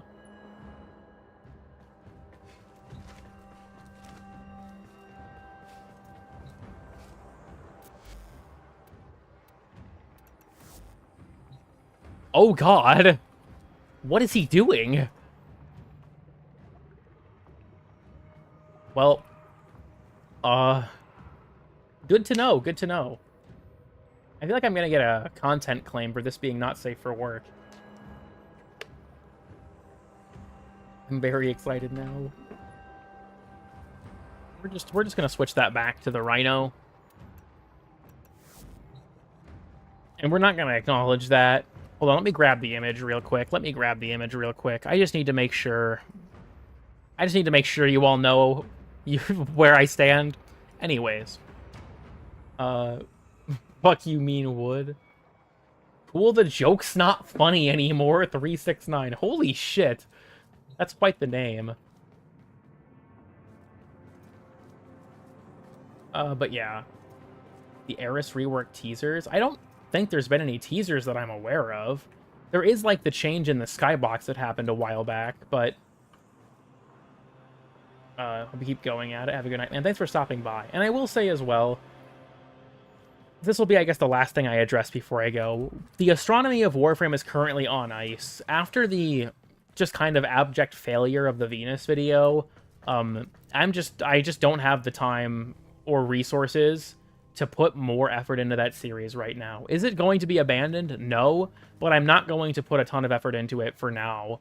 My goal is to work on smaller, more manageable projects, especially with the fact that I'm going to be moving soon, until I'm in a more settled position where I can work on it again. Like, this is going to sound weird, but this is my hope. My hope when it comes to the future of my channel is that I'll be able to secure, like, a career in my real life that is good enough that I don't have to worry about any of the money I make on YouTube, and I can just make shit purely at my own pace.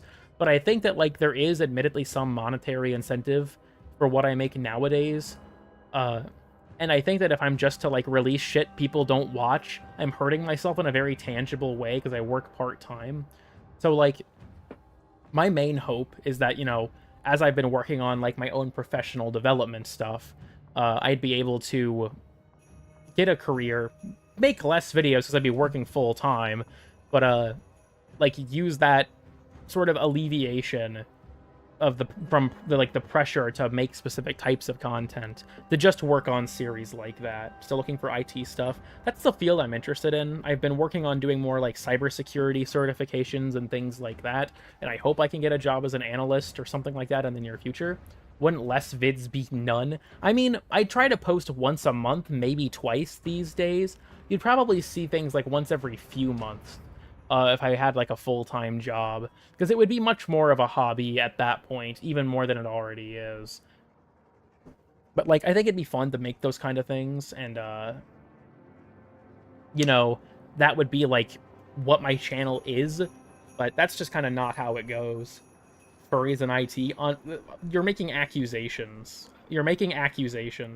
Get banned till 2035, deadass.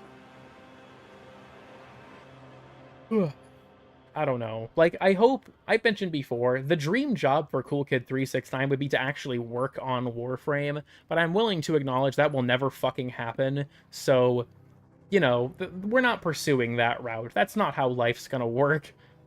Programmer socks do you own? Real talk, I don't like programming. I think it's boring, and I don't have fun with it.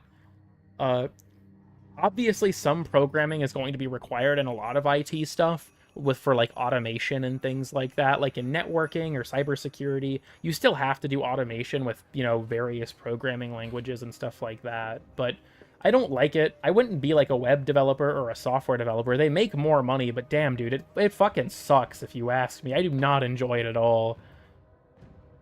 I made my way like halfway through a web development course before just being like, damn, fuck this. Would suddenly appear with you on board.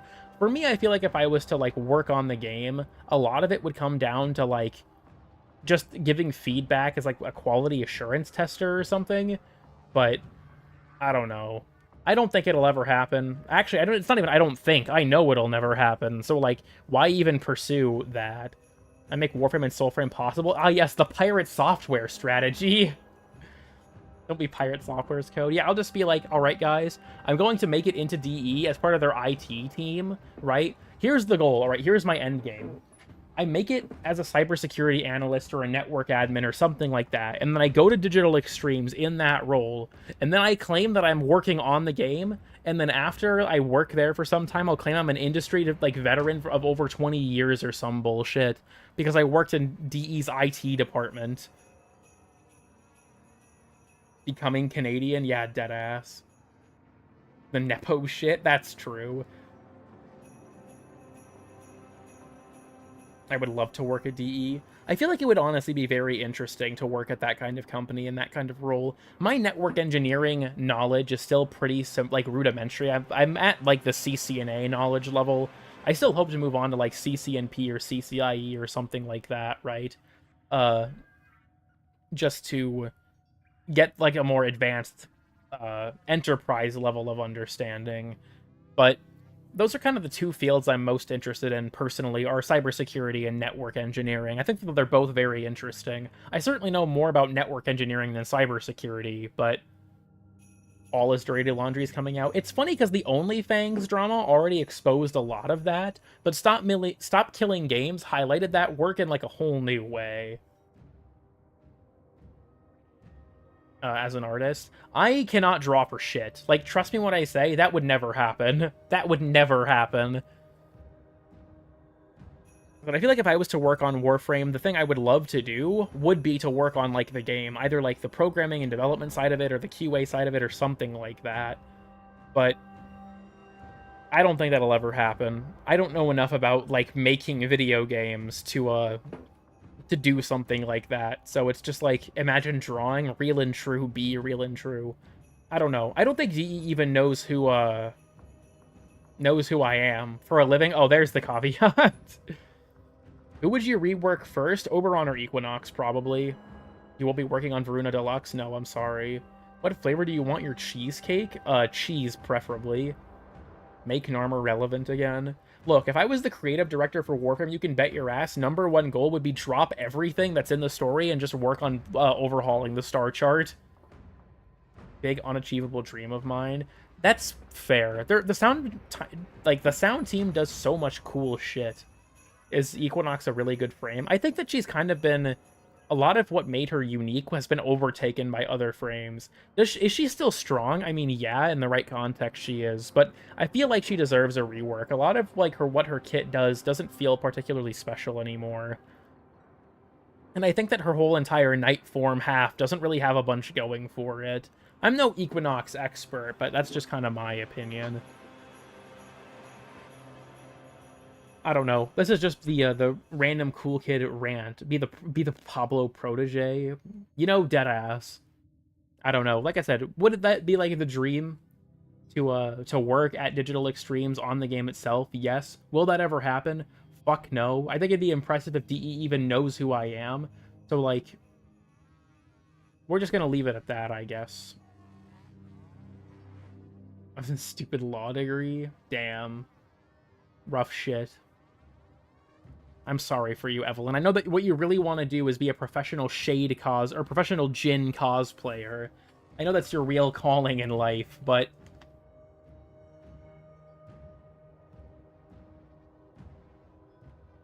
In Modern Warfare, I think that she deserves one on the level of Valkyr. I don't think she needs any new abilities. They just need some stuff, like an overhaul to the way they feel. And can we please get rid of the fucking fall-off mechanic on Pacify? Why does that exist? From shitposting? Honestly, I probably still would. I'd just for the fuck of it. I'd lose my job and it would be deserved. On Warframe, technically. I respect that.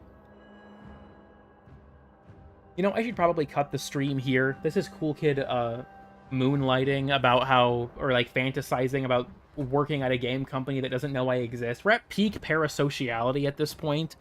If that reminds me, okay, I have to tell this before I go. So, does anyone here know,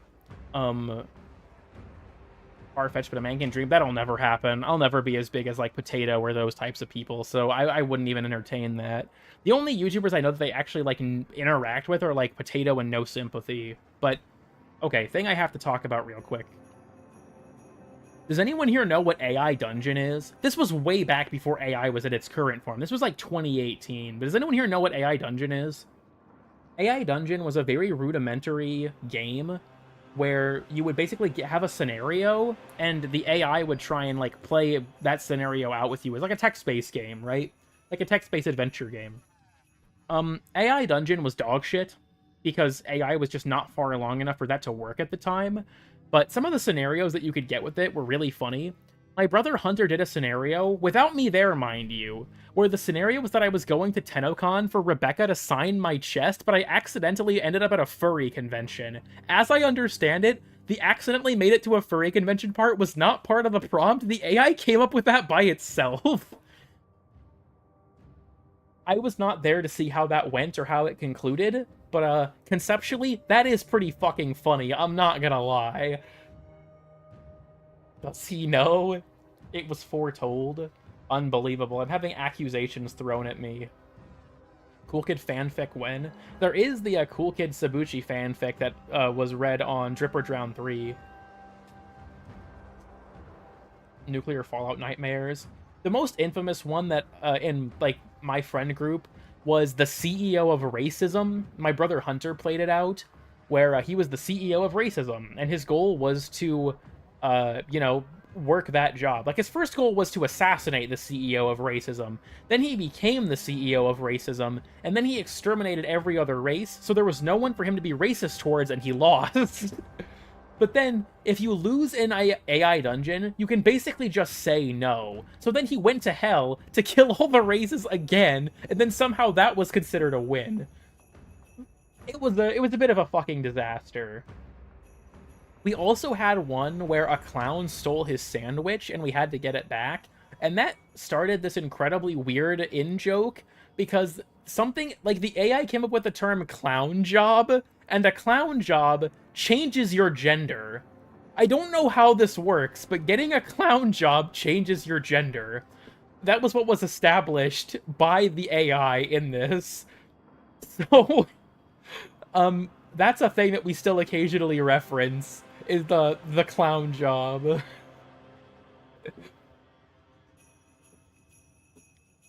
That entire thing was so fucking weird. AI Dungeon is wacky. Hey, look, welcome, Hunter. You're the person we're talking about right now. It's the same with, like, in the clown one where you waterboarded a guy with your, like, flower that squirts water on your chest. That shit was fucking crazy. Use that term every day. I don't know if you should do that, B. I don't know if you should do that. I feel like you're gonna confuse and concern people. Like, the clown job is an in-joke that only Hunter, Nick, and I understand. Like, no one else was there for that playthrough, so no one else gets what we're talking about. How was the funny, or how was how funny was the TennoCon into FurryCon thing? Yeah, I mean, Hunter, you were the one that was the headliner on that, if you're still here to give people your opinion on the scenario.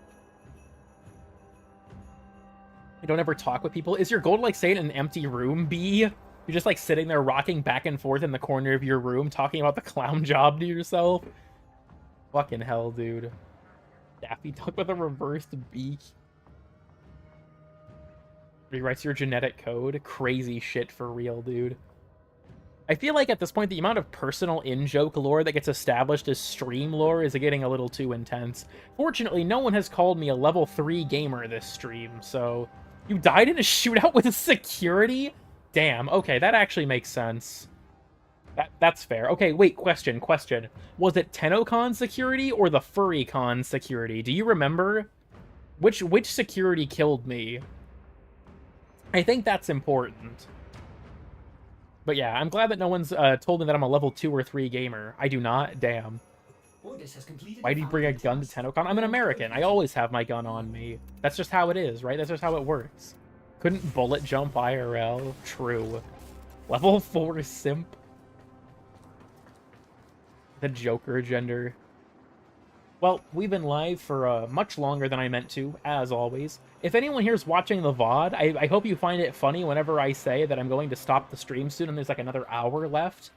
But, Bucket Ben beekeeping, the disclaimer, etc. That is ancient stream lore. I still have Bucket Ben, actually. Hold on. For old time's sake, let's find him. There he is, Bucket Ben. This is a certified hood classic. Anyways, I'm gonna go ahead and cut the stream here. We've been going on for long enough.